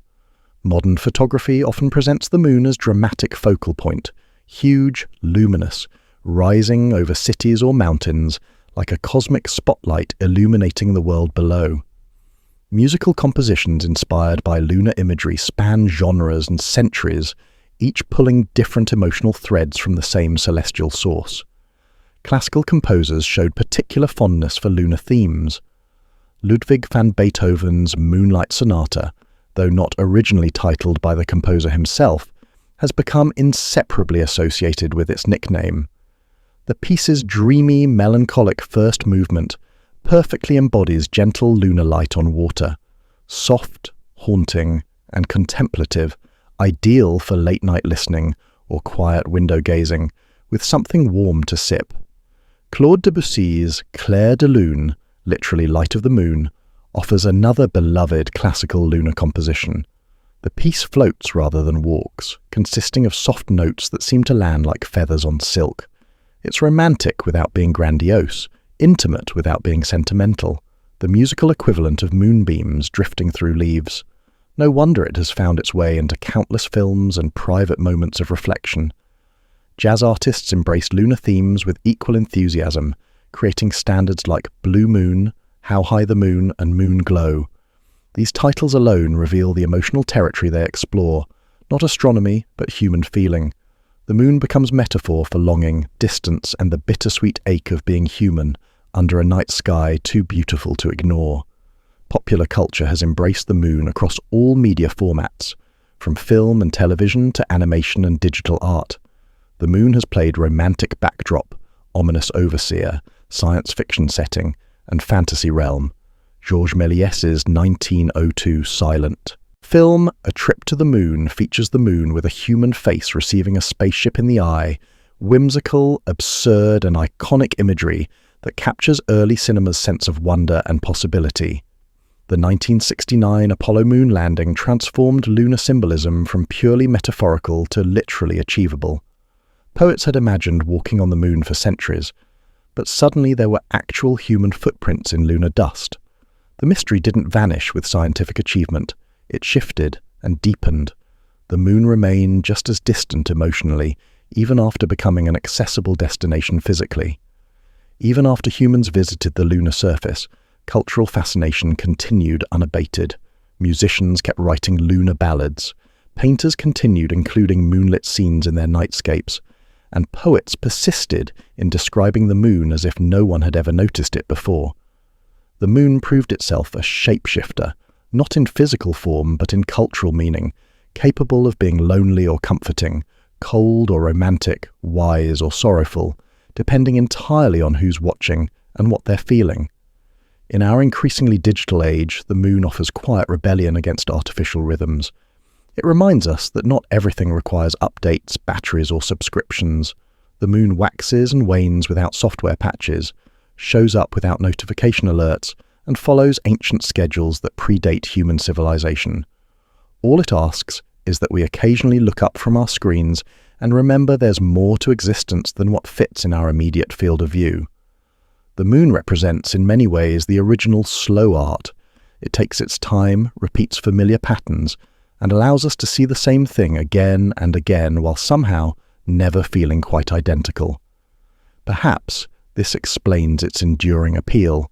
In a fast-moving world obsessed with novelty, the moon offers the luxury of slowness, silence, and reflection. Whether peeking through urban skylines, hovering over vast oceans, or framed perfectly in bedroom windows, the moon asks nothing except that we notice its presence. In return, it offers moments of wonder, quiet feelings, and lines of poetry forming where mundane thoughts used to be. The moon maintains no marketing team, claims no online presence, yet its cultural influence remains vast and undimmed. It has illuminated countless canvases, stirred innumerable verses, and filled musical scores across every genre. The moon serves simultaneously as stage and actor, metaphor and muse, inspiration and subject. Best of all, despite millennia of artistic collaboration, it has never charged a single royalty for its creative contributions. Long before telescopes pierced the cosmic veil, before satellites mapped celestial mechanics, before humans could even imagine walking on another world, the moon hung steadily in Earth's night sky, changing shape with quiet precision. It was the first celestial body that truly belonged to human experience, not streaking across the heavens like comets or disappearing like stars at sunrise, but lingering, repeating, inviting questions that would launch the entire scientific enterprise. For ancient astronomers, the moon offered far more than beauty. It provided utility and intellectual challenge. The moon presented one of the few consistent markers in a sky that seemed filled with riddles and randomness. Its reliable waxing and waning cycle, repeating every 29 days, gave early humans something precious, a calendar. By carefully observing lunar phases, ancient civilizations could track time not just in days or seasons, but in months, a word that derives directly from moon, reflecting just how foundational lunar observation was to humanity's first understanding of temporal measurement. Across numerous ancient cultures, the moon became scientific anchor and intellectual foundation. The Babylonians were among the earliest to maintain detailed astronomical records of lunar movements, achieving astonishing precision for their era. With no telescopes, relying solely on careful observation and centuries of accumulated data, they could predict lunar eclipses and track the moon's shifting path against background stars. They discovered that the moon didn't simply move in basic circular patterns, but shifted slightly from month to month, revealing complex cosmic choreography. These Babylonian records weren't merely academic exercises. They served practical purposes for planning religious festivals, agricultural activities, and royal ceremonies. In a world without digital calendars, the moon functioned as humanity's most reliable timekeeper, and understanding its behavior was essential for social organization and economic planning. Ancient Chinese astronomers paid equally close attention to lunar phases and eclipses, creating detailed records spanning over 2 millennia that describe lunar eclipses with remarkable accuracy. These observations carried significant political weight. Misinterpreted eclipses could signal divine displeasure with ruling dynasties. In many ancient cultures, astronomy and astrology intertwined like growing vines. But beneath the mythological interpretations lay genuine observation, real data collection, and science in its earliest and most poetic form. The Greeks, characteristically, pushed beyond mere observation to ask fundamental questions about lunar behavior. One of the earliest attempts to understand the moon's mechanics came from Anaxagoras, a philosopher-scientist of the 5th century BCE. He proposed the revolutionary idea that the moon didn't emit its own light, but reflected solar rays, a concept that may seem obvious now but challenged prevailing beliefs that celestial bodies possessed internal luminescence. Anaxagoras also suggested that eclipses occurred when Earth passed between sun and moon, a startlingly correct insight achieved through logic and clear sky observation alone. His ideas were so radical that he was prosecuted for impiety, demonstrating how challenging conventional lunar mythology could be politically dangerous. Another Greek thinker, Hipparchus, made remarkable advances in measuring lunar distance. Using observations of lunar eclipses combined with basic trigonometry, he estimated the distance to the moon at approximately 238,000 miles, astonishingly close to modern measurements. Without any advanced equipment, he reached this conclusion through sharp reasoning and geometric insight, essentially building a mental spaceship using rulers and shadows. The Islamic Golden Age saw scholars in Baghdad, Cairo, and Cordoba building upon Greek foundations while making original contributions to lunar science.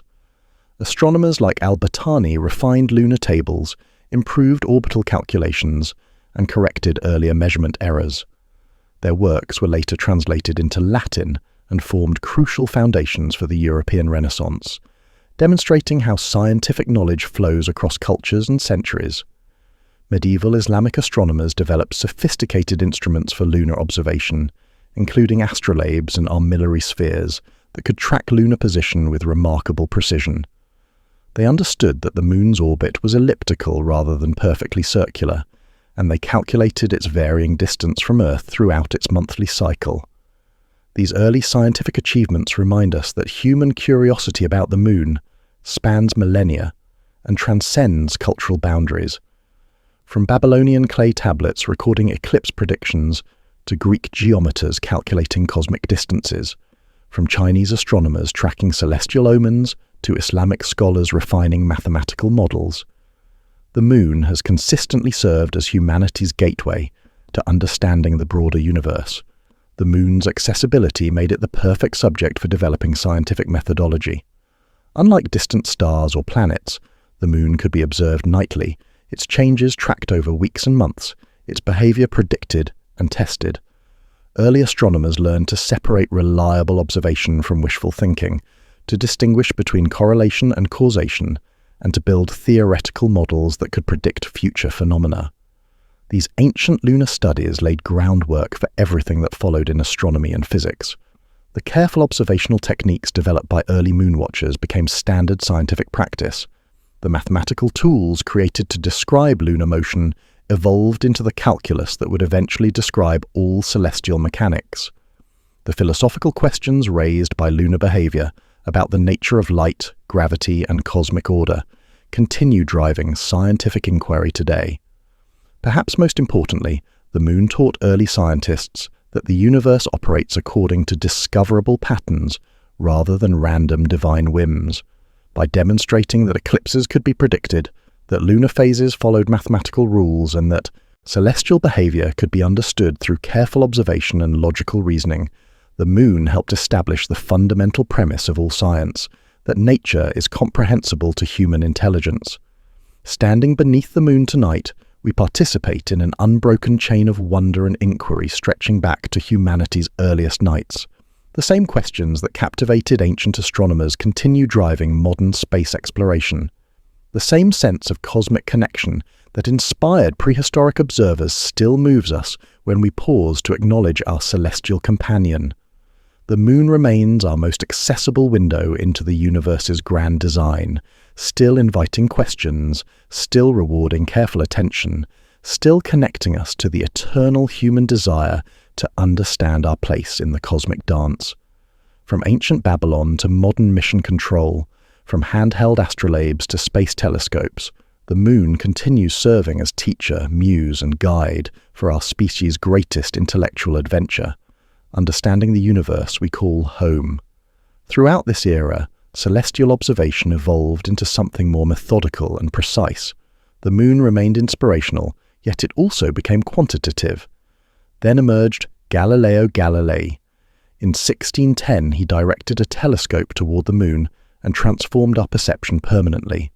Until that moment, many assumed the moon was a flawless, unblemished sphere resembling divine stone. Galileo's telescope, crude by modern measures, disclosed something completely different. He observed peaks, impact sites, gorges. He witnessed shadows extending across the lunar terrain, exposing a rough and wounded realm. This wasn't an immaculate heavenly body. It was terrain, a destination. Galileo's drawings of the moon's features were groundbreaking, not merely for their content, but for their implications. The cosmos were neither flawless nor static. They were tangible, material, and equally chaotic as Earth. The moon wasn't a theoretical concept. It was a neighboring world. From this point, the moon became a key figure in scientific progress. Johannes Kepler utilized lunar eclipses to enhance his comprehension of planetary movement. Isaac Newton examined the moon and discovered evidence of gravitational force. Indeed, Newton's universal gravitation theory was partially inspired by questioning why the moon didn't simply plummet to Earth. His solution, that the moon was perpetually falling while moving laterally fast enough to continuously miss, provided one of physics' most graceful explanations. During the 18th and 19th centuries, astronomers persisted in examining the moon's movement with increasing precision. They observed minor oscillations in its path, what we currently term libration, which permitted us to view slightly more than half its surface gradually. They charted its impact craters and assigned them names. The hidden side remained concealed, an enigma awaiting mechanical discovery. Then, in the 20th century, we dispatched those machines. Before astronauts touched the moon, we sent exploratory craft. The Soviet Lunar Initiative and the American Ranger and Surveyor expeditions transmitted photographs and information measuring surface composition, heat levels, and radiation exposure. These expeditions weren't merely about national pride. They established the foundation for human exploration. More significantly, they demonstrated that science could extend from Earth entirely to another celestial body. When Neil Armstrong walked onto the lunar ground in 1969, it wasn't solely a political triumph. It was a scientific journey. Apollo expeditions returned not just with accounts and images, but with specimens, genuine, dusty, ancient lunar rocks. Those samples revealed stories the moon had preserved for billions of years. We discovered that the moon is approximately 4.5 billion years old, that its surface has endured meteor bombardment throughout most of its history, that it possesses virtually no atmosphere, no wind or water to wear away its characteristics. This means its craters are preserved records, images of the early solar system crystallized in time. Here's the fascinating part. Studying the moon didn't just inform us about the moon, it educated us about Earth. By contrasting lunar specimens with Earth's geology, we gained understanding into our planet's early development. We learned about planetary cooling, core creation, and the catastrophic events that molded our world. The moon, once believed to orbit us in quiet passivity, proved to be a kind of cosmic record. Today, lunar science is beginning a fresh era. Space organizations worldwide are preparing moon missions. Not just visits, but permanent settlements. There's discussion of resource extraction, establishing observatories on the far side, and using the moon as a launching point for deeper space ventures. But the scientific approach remains unchanged: to observe, to comprehend, and to learn. Modern equipment can now detect the smallest gravitational effects, measure isotopic compositions in lunar particles, and track thermal variations in craters. We've found ice in permanently dark regions at the lunar poles, frozen water that might eventually sustain human existence beyond Earth. The Moon's stable conditions, unaffected by atmospheric disturbance, make it a perfect location for scientific instruments observing the universe. All of this started with a basic question: what exists up there? A question posed by herders, thinkers, scholars, and pupils. A question that converted sky observers into scientists, visionaries into adventurers. The Moon didn't provide answers readily. It challenged us to work, wonder, construct instruments, improve techniques, and rely on observation.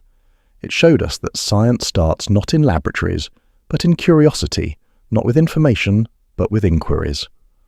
Often those inquiries are best posed under a silver sky, illuminated not by artificial light, but by the gentle influence of a companion that has always observed us. In that soft radiance, the Moon has been both puzzle and lens, a reflection showing our expanding understanding of the world and ourselves. If the cosmos is populated with stars, hundreds of billions in each of hundreds of billions of galaxies, then where is everyone? This question, famously raised by physicist Enrico Fermi, continues to perplex scientists and philosophers. If life is simple to initiate and widespread, shouldn't we observe evidence of it throughout the universe? One concept that provides a surprisingly modest answer is the rare Earth theory. It proposes that while microscopic life might emerge in many cosmic locations, complex life, intelligent, conscious, curious beings like ourselves, might be exceptionally uncommon. Not because the universe is barren or stingy, but because the required conditions are remarkably precise, as if life needs not just any position at the cosmic gathering, but a reserved spot with proper illumination, temperature, atmosphere, and ambience. High on the list of those essential conditions, a large, stabilizing satellite. Initially, this might appear an unusual requirement. Stars are essential naturally. They supply energy. Planets with atmospheres, vital. Liquid water, definitely. But a moon, that silvery companion that quietly phases above us. How could it be a prerequisite for advanced life? As we've learned, our moon isn't ordinary.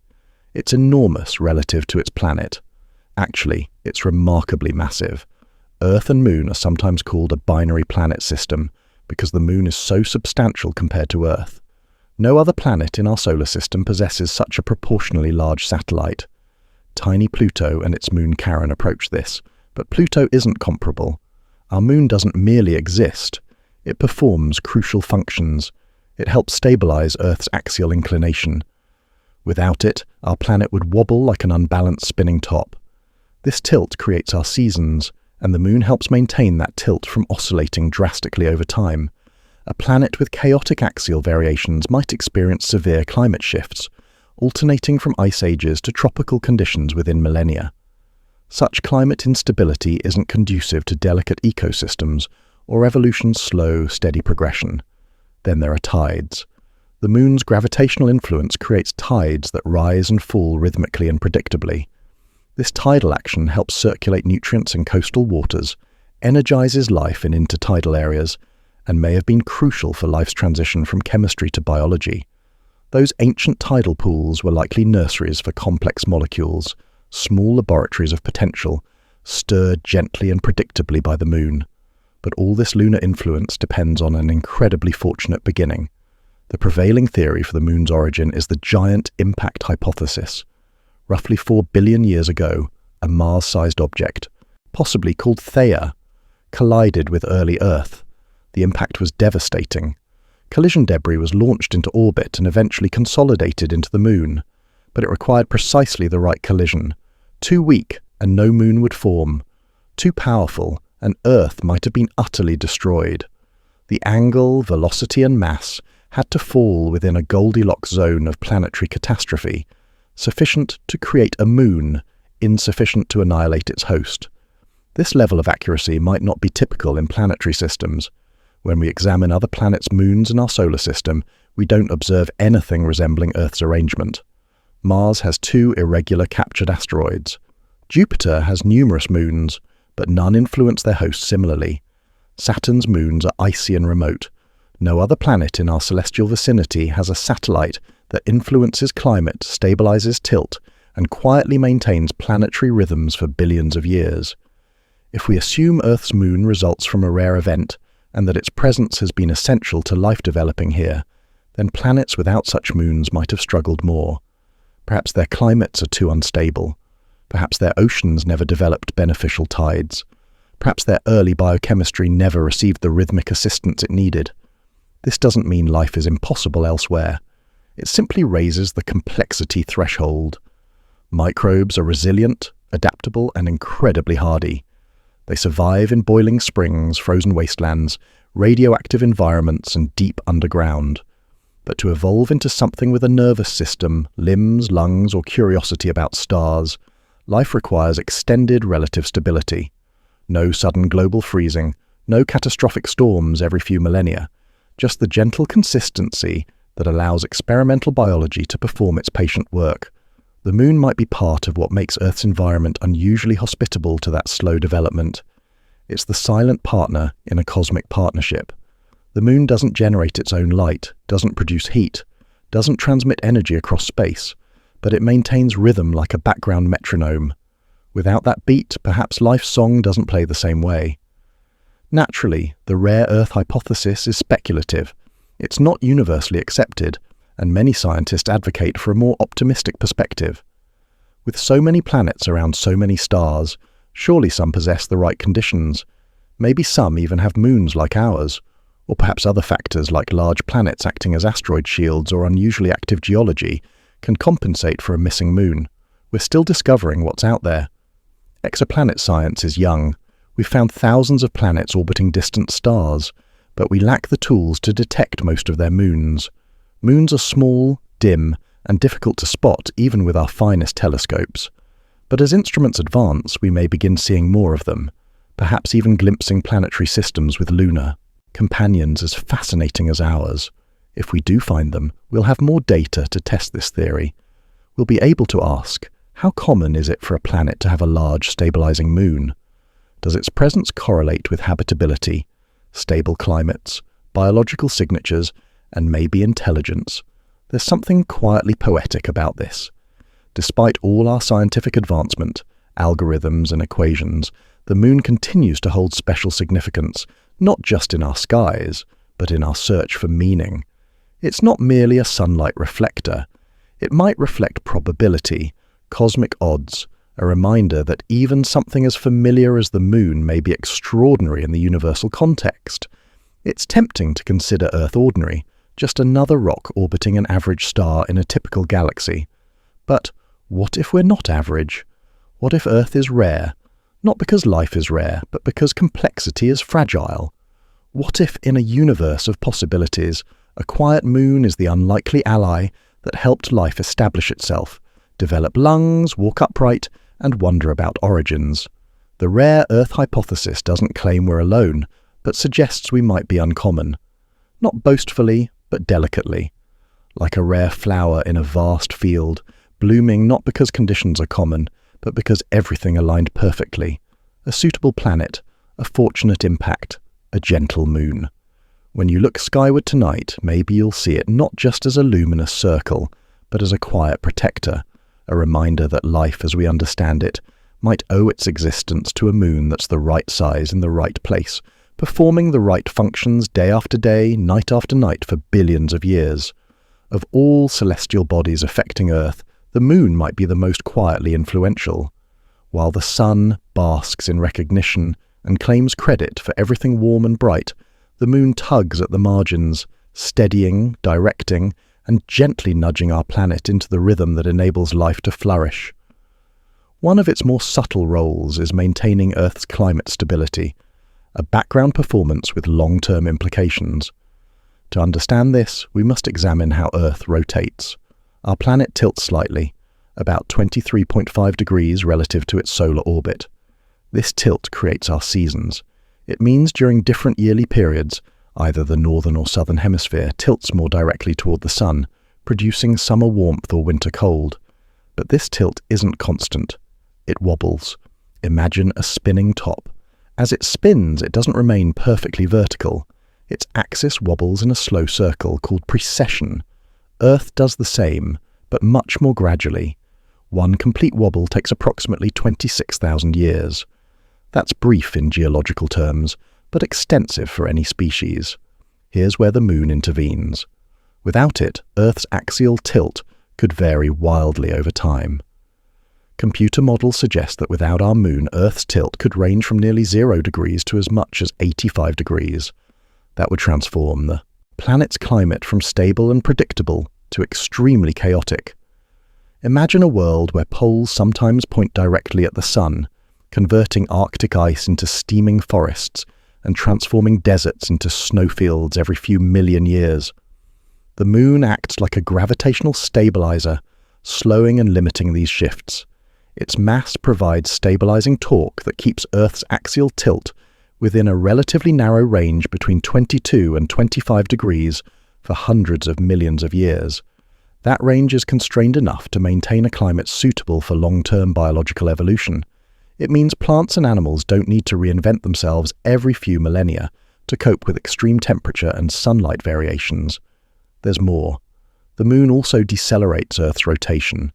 When our planet first formed, it spun much faster. One complete day may have lasted only 4 to 6 hours. Over time, the moon's gravitational pull has exerted subtle drag. This process, called tidal braking, has gradually extended Earth's days to their current 24-hour rhythm.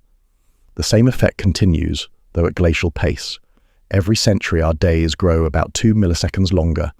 This gradual deceleration has had profound effects.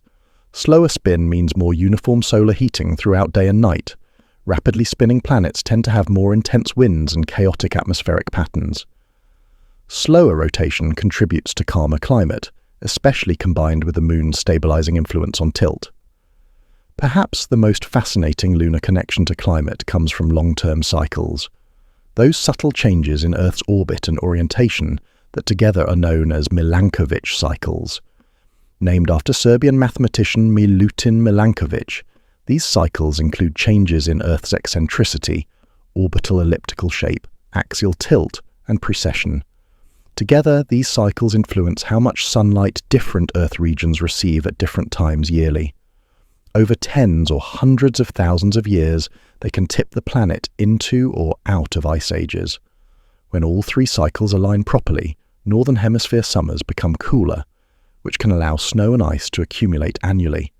This increased reflectivity, albedo, cools the planet further and can trigger a glacial period.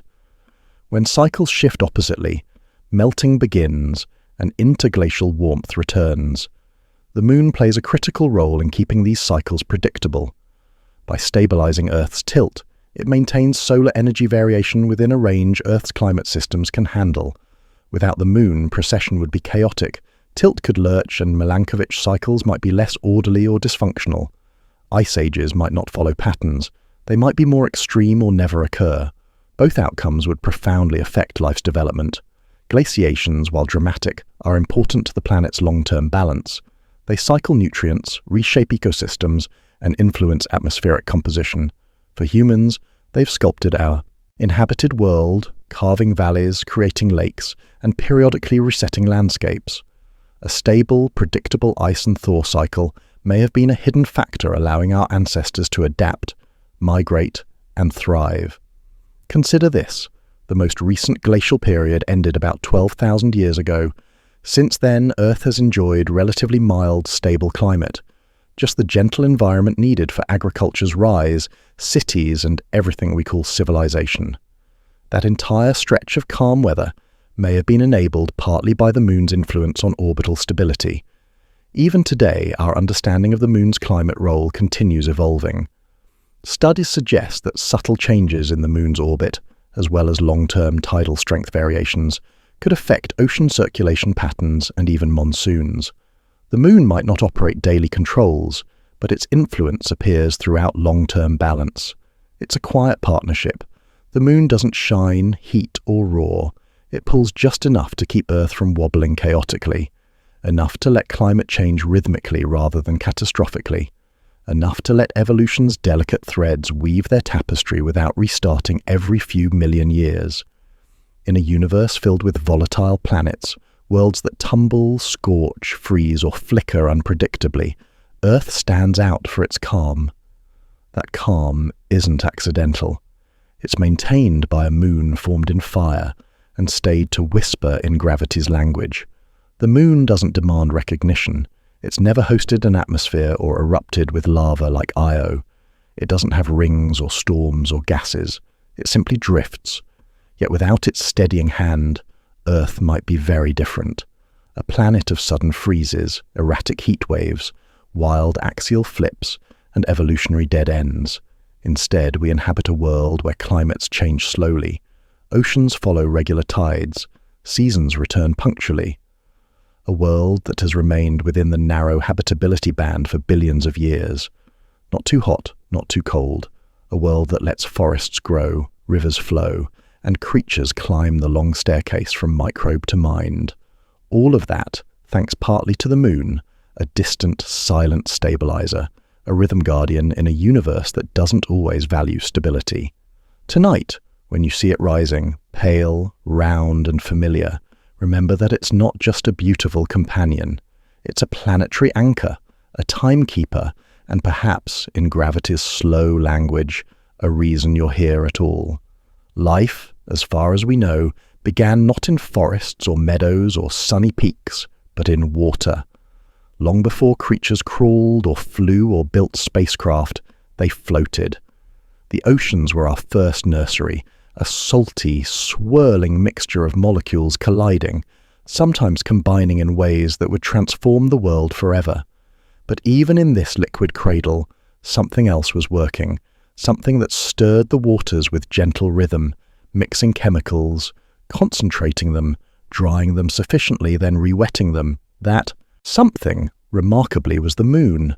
The tides are among the moon's most visible contributions to Earth. They don't just pull at sea edges, they breathe with it. Every high and low tide is a pulse in a planetary system. Those pulses reach every bay, lagoon, and shallow shelf.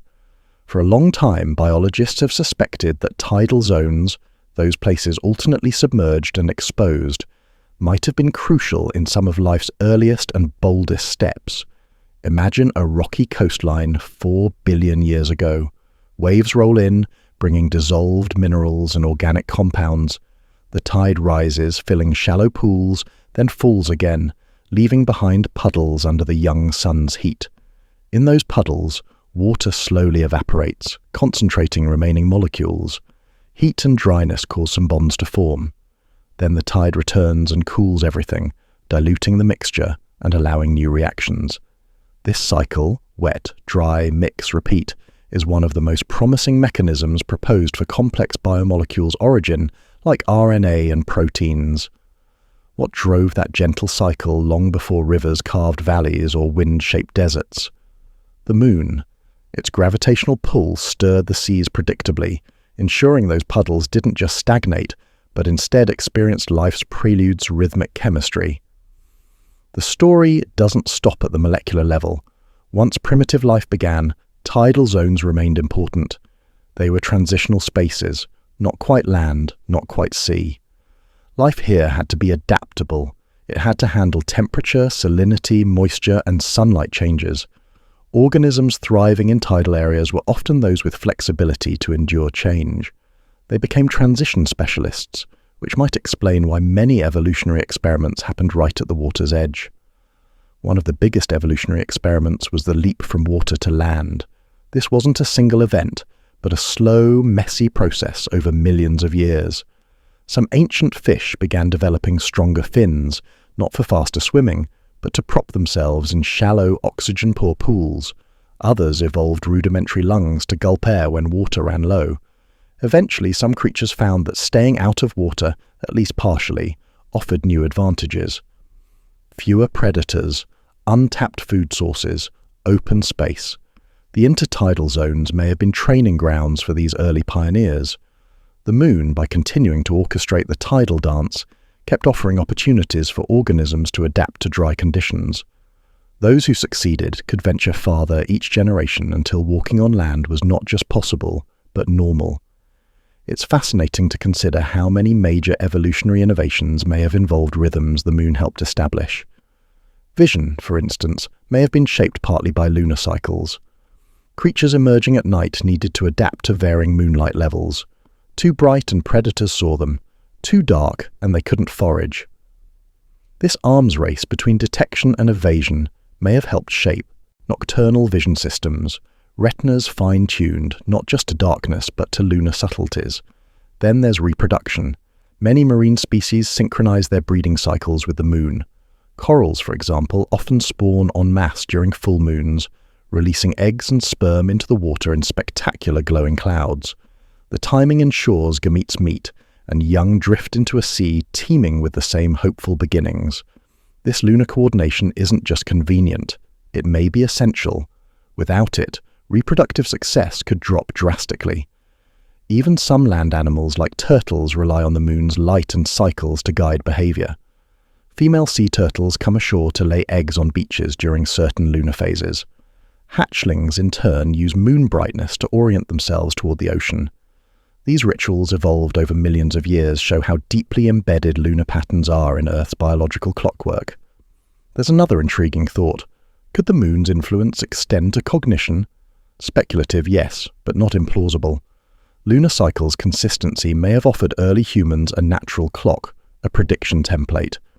Recognizing patterns like moon phases may have encouraged memory, anticipation, and abstract thinking development. A full moon every 29 days meant something. It meant easier hunting. It meant shifting tides. It meant stories could be timed, passed down, remembered.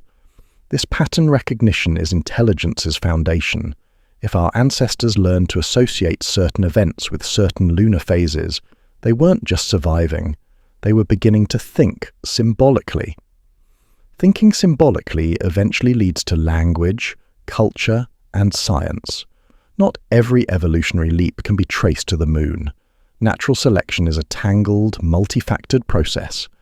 There were other influences: solar radiation, volcanic activity, asteroid impacts, competition, genetic drift. But it's worth recognizing that the moon, by setting a steady pace and establishing tidal rhythms, may have nudged life in specific directions, not by commanding but by suggesting. In that sense, the moon isn't a sculptor, it's a metronome. It didn't carve life's shape, but it gave the beat life could dance to.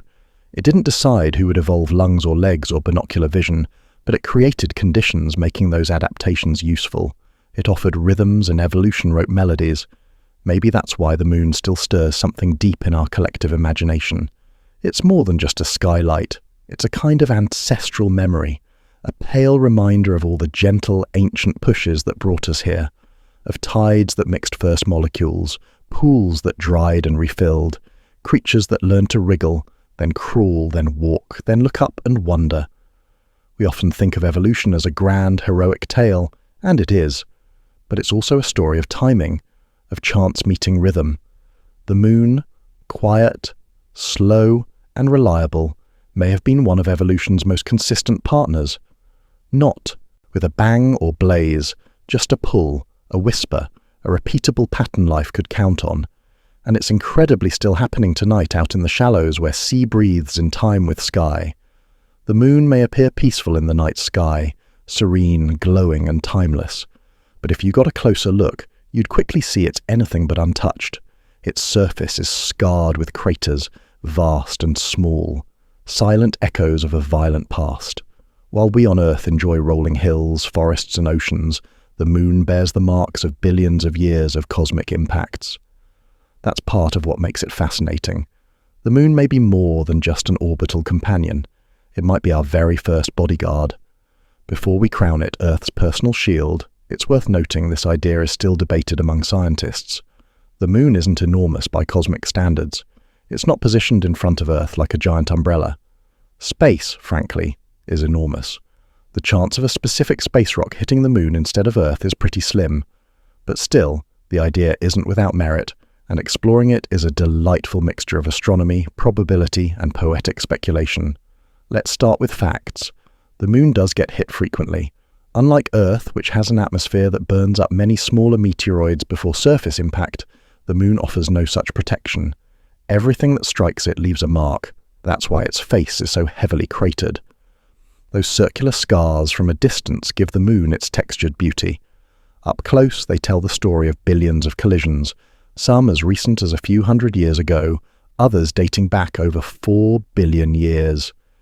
One particularly large and ancient scar is the South Pole Aitken Basin, one of the solar system's biggest impact craters, over 2,000 kilometers across and about 8 kilometers deep.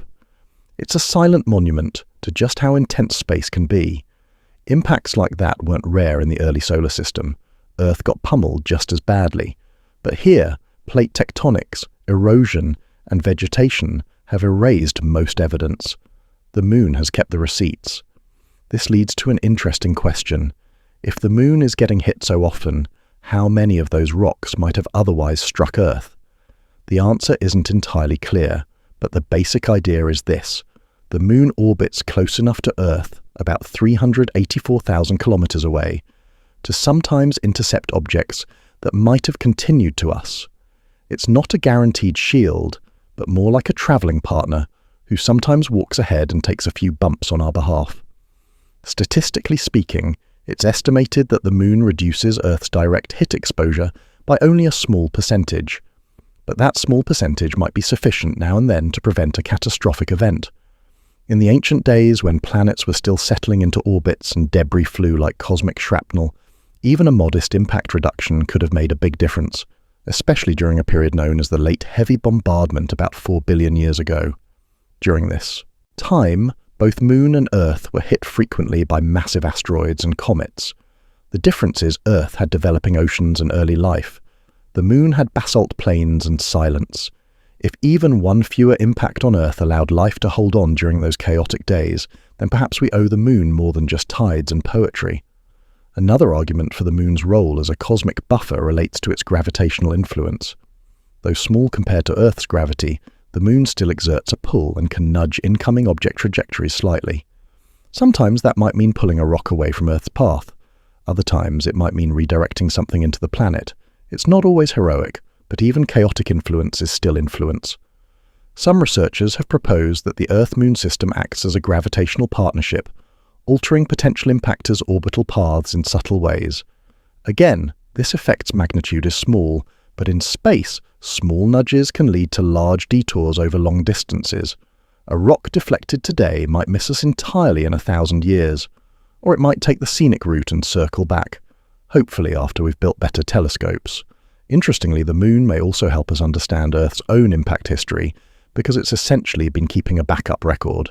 By studying lunar craters' ages and distribution, scientists can infer when and how often major impact events happened. Since the Moon doesn't erase its craters the way Earth does, it offers a clearer geological timeline. This has helped researchers piece together not just lunar history but Earth's as well. One example is the realization that asteroid impacts have likely occurred in clusters, not randomly spaced events.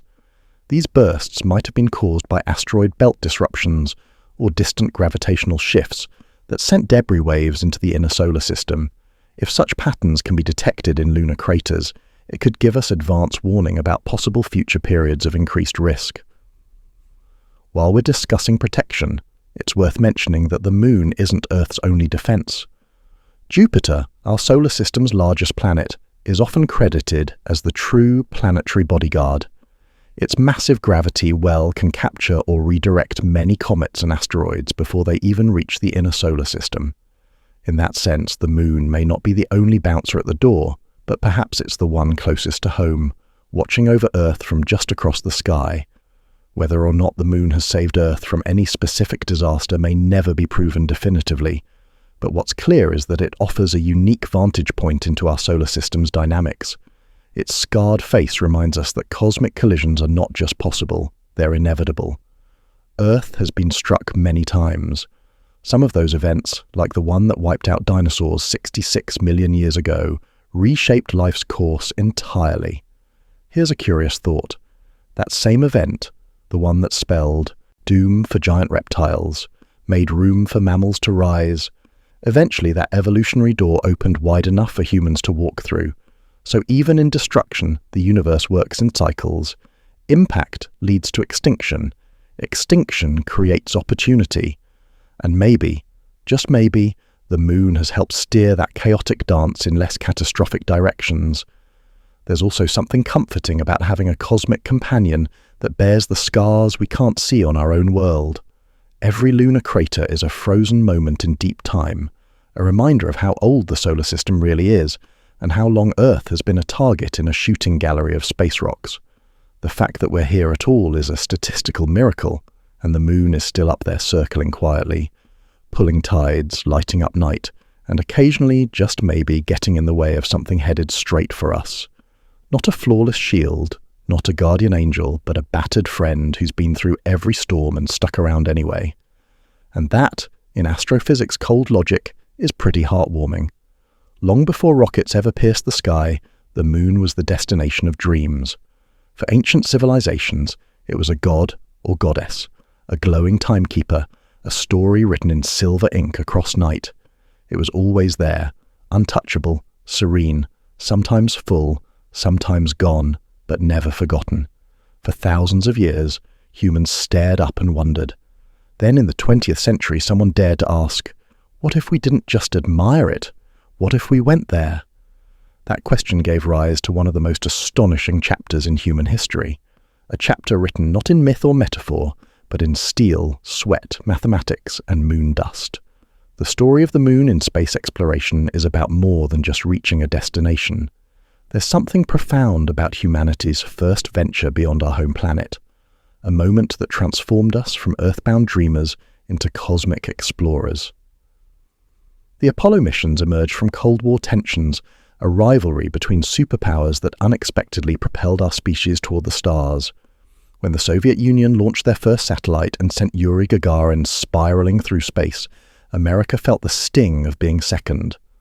President Kennedy's bold declaration in 1961 wasn't just political theatre, it was a promise that would require every ounce of human ingenuity. Land on the moon before 1970 ended. Bring our people home safely. It seemed impossible, yet 8 years later, Neil Armstrong's boot touched lunar soil while Buzz Aldrin joined him in that historic dance across an alien landscape. Michael Collins, orbiting overhead, watched over them like a guardian angel in the void. Armstrong's famous words echoed across 500 million radios on Earth. That's one small step for man, one giant leap for mankind. In that instant, humanity became something new, visitors to other worlds. The achievement wasn't just about rockets and computers, it was about seamstresses carefully stitching, spacesuits, engineers solving impossible problems, and janitors keeping the facilities clean where history was being made. Everyone played a part in this magnificent obsession. Between 1969 and 1972, 12 humans walked on lunar dust. They conducted experiments, gathered ancient stones, and drove rovers across craters that had waited billions of years for visitors. They left behind reflective mirrors that still catch laser beams from Earth today, helping us measure the exact distance to our celestial companion with remarkable precision. Those missions delivered more than souvenirs. They brought back knowledge. The moon revealed itself as a geological archive, its surface unmarked by the forces that constantly reshape Earth. No shifting continents, no erosion from wind and rain. The rocks our astronauts collected were nearly 4.5 billion years old, among the most ancient materials ever studied. These samples supported theories about the moon's violent birth, likely formed when a Mars-sized object collided with early Earth. Ironically, by reaching the moon, we discovered more about our own planet. Apollo also revolutionized our perspective of home. From the lunar surface, Earth appeared delicate, a glowing blue sphere suspended in infinite darkness. Astronauts who witnessed this view spoke of the overview effect, a sudden awareness of Earth's fragility and unity. Political boundaries dissolved. Human conflicts seemed trivial. Our planet looked small, precious, and worth protecting. The silent, ancient moon had given us a new way of seeing ourselves. After Apollo 17 in 1972, human footsteps vanished from the lunar surface.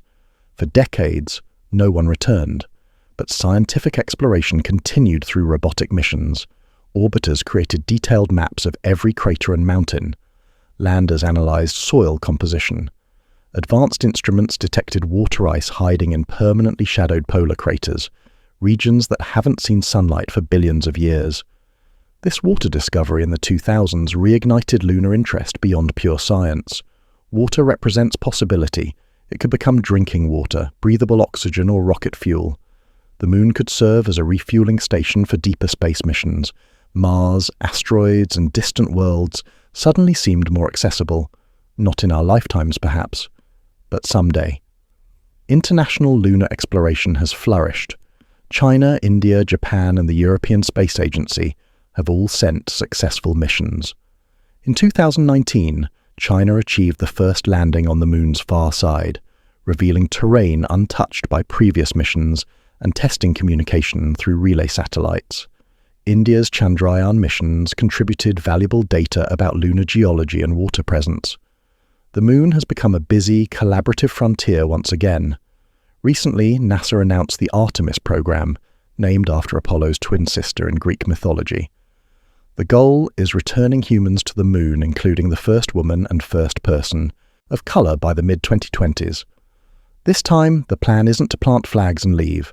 It's to establish permanent presence, build sustainable infrastructure, test new technologies, and prepare for missions reaching even farther into space. Why return to a place we've already explored? Because the Moon remains our best training ground for everything we need to accomplish next.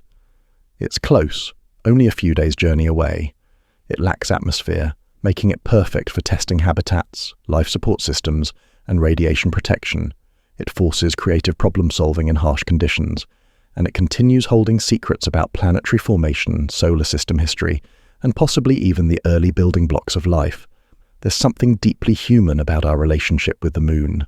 We dream about it, sing about it, write poetry inspired by its glow. When we finally reached it, we left behind a plaque reading, "We came in peace for all mankind." That message, etched in metal and planted in lunar dust, speaks not just to the politics of the moment, but to hope. Hope that our better nature might guide our steps beyond Earth. The Moon will likely serve as our classroom for generations to come. Children watching Artemis launches might someday walk those same grey plains. Engineers not yet born will design habitats nestled in lunar craters. Poets will write about the profound silence there, and perhaps a new kind of civilization will emerge, not to escape Earth, but to expand our understanding of what's possible. Through it all, the Moon will continue its quiet orbit, unchanged in its rhythm but forever changed in our minds. What was once a distant beacon of mystery became a destination. What was once a symbol of the unreachable became footprints in dust. We've always looked up at the Moon and wondered. Now we can look up and remember. And perhaps most powerfully we can look forward, because the Moon, more than just a place, represents a beginning. Imagine if one quiet evening the Moon simply began drifting away, slipping silently out of Earth's gravitational embrace. Most people wouldn't notice immediately. The sky would look emptier. Tides might behave strangely. A few stargazers might wonder what seemed different. But as days passed into years, the consequences would become profound and unsettling. Losing the Moon wouldn't be a single catastrophic event. It would be a slow unraveling of systems we didn't realize were connected by that quiet companion in the sky. For this scenario, let's imagine the Moon suddenly begins drifting away much faster than its current snail's pace, or is somehow ejected from Earth's orbit entirely. The most immediate change would be the tides. Currently, the Moon's gravitational pull primarily drives Earth's tides, with the Sun playing a secondary role. Without the Moon, tides would weaken dramatically, perhaps by 2/3. That means smaller tidal ranges, less mixing of ocean waters, and dramatic shifts in coastal ecosystems. Tidal zones, those beautiful, bustling spaces between high and low water, depend on regular flooding and draining. They support unique life forms, facilitate nutrient exchange, and serve as breeding grounds for countless species. Without strong tides, many of these habitats would shrink or disappear entirely. Creatures depending on tidal rhythms might struggle to survive. Fisheries could suffer. Shorelines might become stagnant, and the ocean's pulse, its breath in a sense, would slow dramatically. Beyond tides, we'd witness changes in Earth's axial tilt. One of the moon's most important but underappreciated roles is stabilizing our 23.5-degree tilt, which gives us our seasons. The moon acts like a cosmic counterweight. Without it, Earth's tilt could begin wobbling chaotically over time. Imagine a planet where seasons don't follow predictable patterns. Over thousands or hundreds of years, Earth's tilt might swing wildly. Sometimes poles could tilt toward the sun, creating sweltering polar summers and frozen equators. Then the tilt might reverse, plunging poles into decades of darkness. This climatic chaos would devastate agriculture, migration patterns, and ecosystems. Entire biomes might collapse or shift latitudes. Human civilization, built on stable growing seasons and predictable weather, would face immense pressure. Our circadian rhythms might change too. While artificial lighting has reduced the moon's influence on modern sleep patterns, it still affects natural light cycles. Throughout most of human history, moonlight governed nighttime activity. Without it, nights would become darker, especially in rural areas. Wildlife relying on the moon for navigation, hunting, or reproduction could face profound disruption. Coral spawning, turtle nesting, and countless other behaviors tied to lunar phases might become erratic or vanish altogether. The psychological impact would be significant. The moon isn't just a physical object, it's cultural. Its absence would be felt emotionally, perhaps spiritually. Songs would feel incomplete. Literature would lose a muse. Entire mythologies would need revision. For many cultures, the moon represents balance, renewal, mystery. Its loss would leave a hole not only in the sky but in the human psyche. Astronomically, Earth would become a lonelier planet. Among worlds in our solar system, Earth is unique in having such a large moon relative to its size. That companionship has shaped our history in countless ways. If the moon disappeared, night skies would grow darker and stars more brilliant. That might sound beautiful, but the familiar glow we've always known would be gone. Long-term orbital consequences would unfold. The Earth-Moon system is a dance of mutual gravitational influence. The moon affects Earth's rotation, gradually slowing it down. Without the moon, that process would halt. Our days would stop lengthening, and Earth's rotation might shift unexpectedly due to solar tides. Over vast time spans, the planet's spin could accelerate slightly or wobble irregularly. Consider the evolutionary implications if Earth had never had a moon to begin with. Without tides stirring the primordial soup, would life have begun the same way? Would it have had the same opportunities to evolve complexity? The moon may have nurtured life's early stages, offering cyclical drying and wetting conditions ideal for complex chemistry. Its absence might mean a planet that remained microbial or where evolution took a vastly different path. But our scenario isn't a moonless Earth from the start. It's a moon departing mid-story. That's an altogether different tragedy. Ecosystems, seasons, behaviors, and technologies that evolved in sync with the moon would begin to falter. Civilizations that used it to mark time, navigate seas, plant crops, and tell stories would find themselves adrift, not just literally, but metaphorically. The cultural loss might be as severe as the environmental one. From ancient calendars to modern poetry, the moon has always been more than just a rock in the sky. It's a symbol of cycles, reflection, change, and permanence. Removing it would be like erasing an important word from every language on Earth. Some aspects of life would continue. Humans are adaptable. We have artificial lighting, clocks, satellites, and supercomputers. But our adaptations have always built upon natural rhythms, not replaced them entirely. Losing the moon would mean losing the blueprint behind some of those rhythms. It would mean confronting a slow shift in everything from climate to psychology, with each generation adapting to a world that feels just a little more unfamiliar than the one before. The moon acts like an old friend, quiet, steady, always present, rarely the center of attention, but sorely missed when gone. We don't often thank it for holding our planet's tilt in place, choreographing the tides, or lighting midnight forests. We take its constancy for granted, yet without it we might unravel. One tide pool, one calendar, one myth at a time.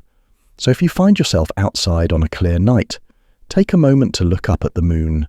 Notice its glow, its craters, its soft influence on the world below.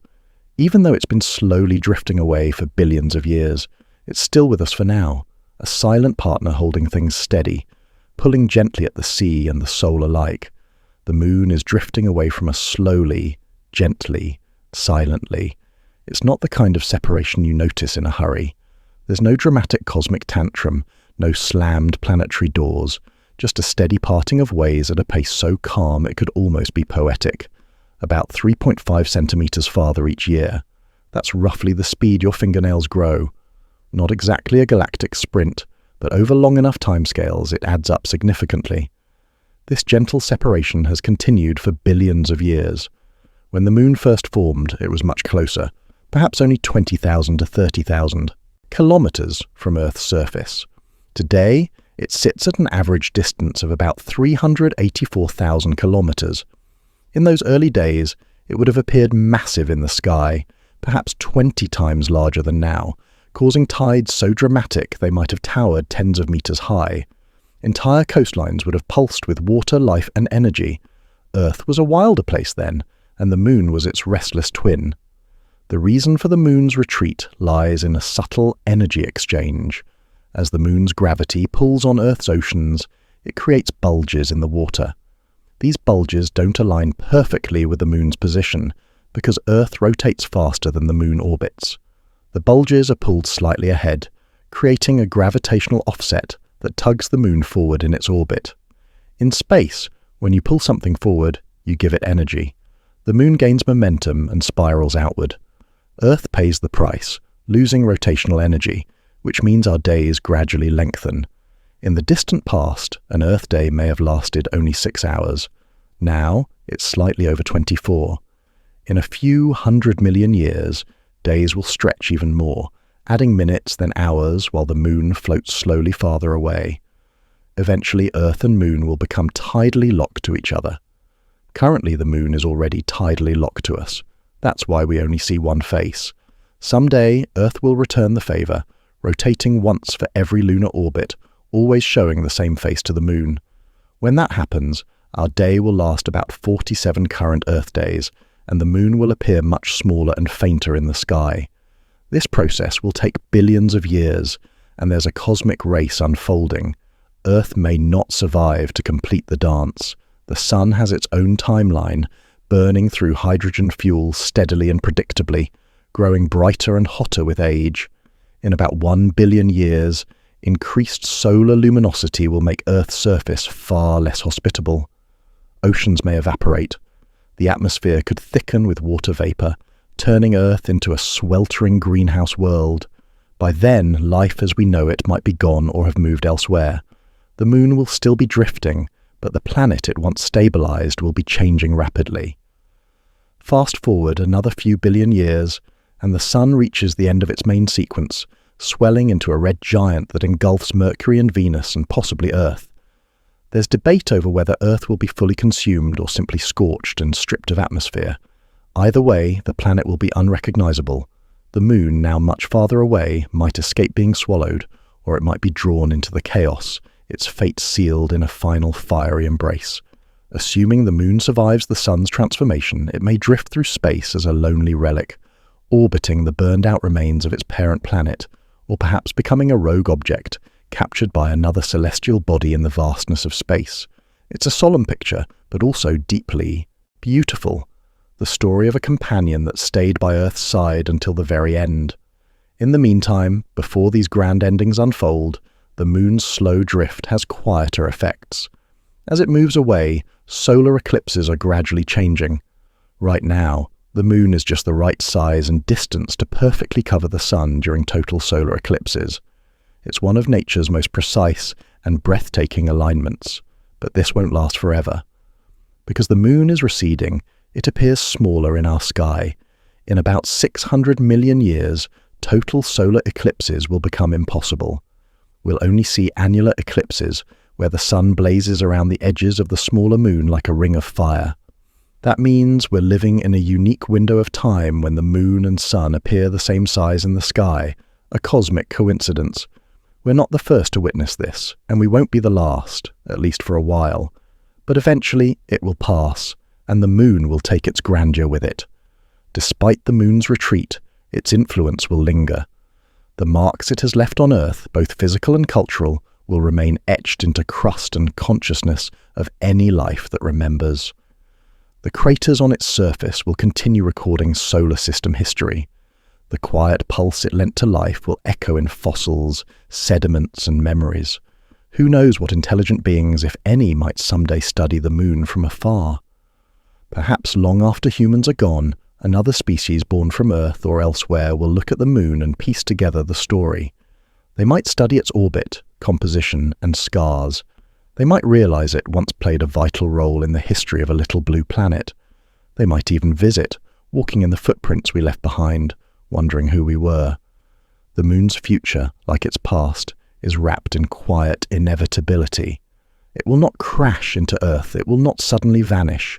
It will drift slowly and faithfully, a little farther each year, a dance measured not in moments, but in epochs. It's humbling to think that such a small grey world could have had such profound impact on Earth's history, and that its story is still unfolding, 1 centimetre at a time. The moon doesn't blaze with energy like the sun or swirl with storms like Jupiter. It doesn't glitter with rings or burn with heat, but it endures. It reflects. It stabilizes times and tugs. It inspires. And long after our days are numbered, after the last tide has slowed and the final eclipse has passed, the moon may still be turning, circling, waiting for whatever comes next. In a world that never stops spinning, where news cycles outpace heartbeats and digital clocks tick louder than the wind, the moon remains quiet, pale, unwavering. It doesn't rush. It doesn't boast. It simply climbs the night sky, round or waning, waxing or thin as a whisper. It has lit the paths of poets and farmers, lovers and astronomers, wanderers and warriors alike, for generation after generation. There is something profoundly human about our relationship with the moon. Long before telescopes or tide charts, before cities rose and maps were drawn, there was the moon hanging overhead like a silent metronome. It marked time not with numbers or alarms, but with light and shadow. It watched us build fires, tell stories, and peer upward with wonder. Its glow is not its own, yet it feels so personal. The moon doesn't burn. It reflects. The light it casts is borrowed, softened, turned gentle by distance and time. It takes the blazing energy of the sun and transforms it into something calming, contemplative. In that way, the moon is a cosmic mediator, a reminder that not everything bright must be blinding, that even the fiercest forces can find peaceful form, and that peace matters. It matters especially in the quiet hours of night, when minds begin to wander and worries surface like driftwood on a still lake. The moon becomes a steady companion in those moments. Whether full and luminous or just a sliver of silver, it offers reassurance, an unspoken promise that some things endure. Across cultures and centuries, that promise has been honoured with stories. The moon has been painted as goddess, trickster, wise old man, celestial rabbit. It's been clock, guide, lover, warning. It has inspired lullabies and scientific revolutions alike. From ancient Mesopotamian tablets to Renaissance cathedral domes, from sacred calendars to grainy televised moonwalks, the moon has left fingerprints on our collective imagination. While we've sent robots and astronauts to its surface, touched its dust and planted flags in its soil, we haven't lessened the mystery. If anything, standing on the moon only made us look back at Earth with deeper awe. From the moon, Earth is a fragile marble floating in blackness, a single, shimmering oasis. The perspective the moon gives us is humbling. It invites reflection, not just on the sky, but on our place beneath it. It is also simply beautiful. There is a rare kind of stillness to moonlight. Unlike sunlight, which energizes and awakens, moonlight invites pause. It softens edges, mutes colors, slows the world. Shadows stretch longer, trees become silhouettes, rivers shimmer with silver threads. Even the most ordinary landscapes transform into something gentle and dreamlike. A field becomes a storybook. A city becomes a hush. For animals, that light has meaning too. Nocturnal creatures time their movements with the moon. Mating calls rise under full moons. Coral reefs synchronize spawning with lunar phases. The moon's glow guides migrations, rituals, cycles of survival. It's not just romantic, it's ecological. The moon touches life in ways both subtle and profound. For humans, it has been tool, calendar, compass, mirror. But perhaps most enduringly, it has been symbol, a symbol of rhythm, of return, of change that is consistent, of constancy that allows transformation. The moon waxes and wanes but never disappears. It reminds us that light can fade without vanishing, that renewal is not only possible but inevitable. Even now, in a world so flooded with artificial light that it's easy to forget stars exist, the moon still finds its way into our windows and poems. It still pulls at tides and souls. It still quiets conversations and lifts eyes upward. It still moves us, even when we don't always notice. Maybe that's the magic of it. The moon doesn't ask for attention. It doesn't demand worship or fear. It simply shows up every night in some form, carrying the weight of millennia on its cratered shoulders and the dreams of every civilization in its glow. It's easy to forget in the busy pace of modern life that our ancestors once planned entire seasons around lunar phases, that they lit fires and held ceremonies by its cycles, that they feared eclipses and celebrated full moons, that entire belief systems were shaped by its presence in the sky. Yet even without those rituals, the feeling lingers. It's in the way we still stop and stare at a full moon rising over a horizon. It's in the way we describe emotions as waxing and waning. It's in the way we use words like lunacy and moonstruck, language echoing our fascination. The moon isn't just an object in the sky. It's a mood, a metaphor, a mood light hung above the world. It has lit the faces of storytellers and astronauts, wolves and whisperers, those who've wandered forests and those who've studied stars. It has inspired sonatas, haikus, oil paintings, and silver screen romances. It has been painted with longing, love, and a little mystery. Perhaps that's what we need most, something that can't be rushed, monetized, or fully understood, something that simply is. In the grand scheme of the cosmos, our moon is nothing special, just one of many natural satellites orbiting many planets across many galaxies. But to us, it's everything. It shaped our tides and myths, our clocks and calendars, our science and silence. No matter how far we go, whether we build lunar bases, or terraform Mars, or drift through interstellar space, the moon will remain one of our first mirrors, the first skyward reflection of our need to know, to understand, to reach. It is our neighbor, our companion, a quiet reminder that the universe doesn't always shout. Sometimes it simply glows. So if you find yourself outside some night, perhaps a bit restless or reflective and the sky is clear enough, look up. Let your gaze settle on that ancient orb. Let it remind you of stillness. Let it slow your thoughts, if only for a moment. The world may be restless, but the moon is not. The moon is patient. The moon is there. And in that glow, perhaps there's a kind of peace. A world lit not by urgency, but by presence. A world lit by the moon. The moon has been with us from the very beginning. Quiet, faithful, ever watchful. Long before cities rose or languages formed, before the wheel turned or fire warmed a cave, there was the moon rising over a sleeping earth. It cast its borrowed light on early oceans, glinting on waves pulled by its invisible hand. It illuminated the footsteps of our distant ancestors, their shadows long and wavering across ancient stones. Through storms and ice ages, empires and revolutions, it remained, circling above with a kind of cosmic patience that few other things possess. It doesn't sparkle or roar. It doesn't demand awe. Yet it has inspired more of it than perhaps anything else in the sky. Its phases guided the first calendars. Its presence stirred our first myths. Its pull helped sculpt our very biology. It shaped the rhythm of tides and sleep, of planting and prayer. Quietly, it kept time for Earth before we ever did. The moon doesn't need to shine. It reflects. It borrows sunlight and transforms it into something softer, more contemplative. A light that doesn't blaze but glows, gentle enough to soothe, bright enough to guide.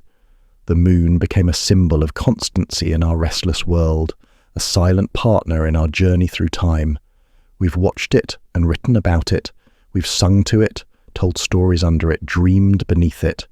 And when our curiosity grew too large to contain, we reached out. We built machines to break gravity's grip and land softly on its surface. When that first footprint pressed into lunar dust, humanity became a species that had stepped beyond its cradle.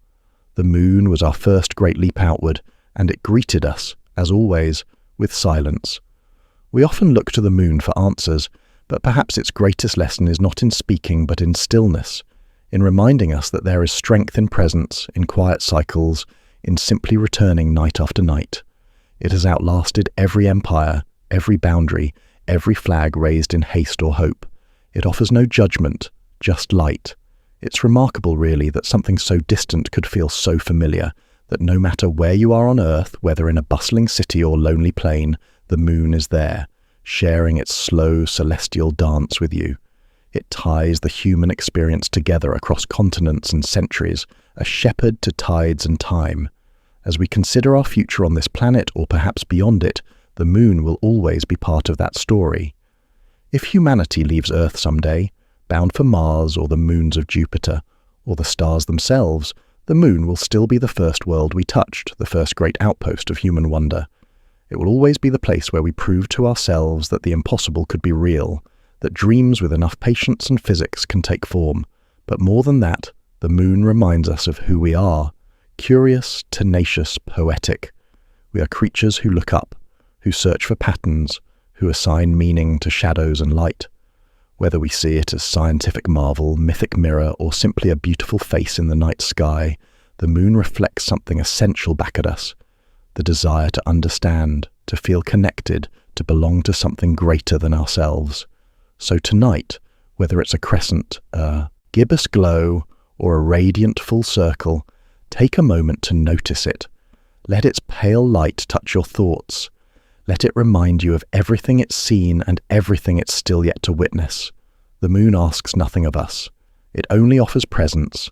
And if you've made it to the end of this journey, whether you're wide awake or gently drifting off, I hope the moon feels a little more familiar to you now, a little more magical in the way only truth can be. If it kept you awake, well, at least you learned something under its watchful eye. And as always, I'd love to know where in the world you're listening from and what time it is there. It's a quiet joy to imagine all the places we're connected by the same gentle moon. Finally, please remember, this is for educational and entertainment purposes only, and is not intended as medical advice of any kind. Wherever you are tonight, may your dreams be lunar lit, your thoughts serene, and your world just a little bit quieter. Good night. Good.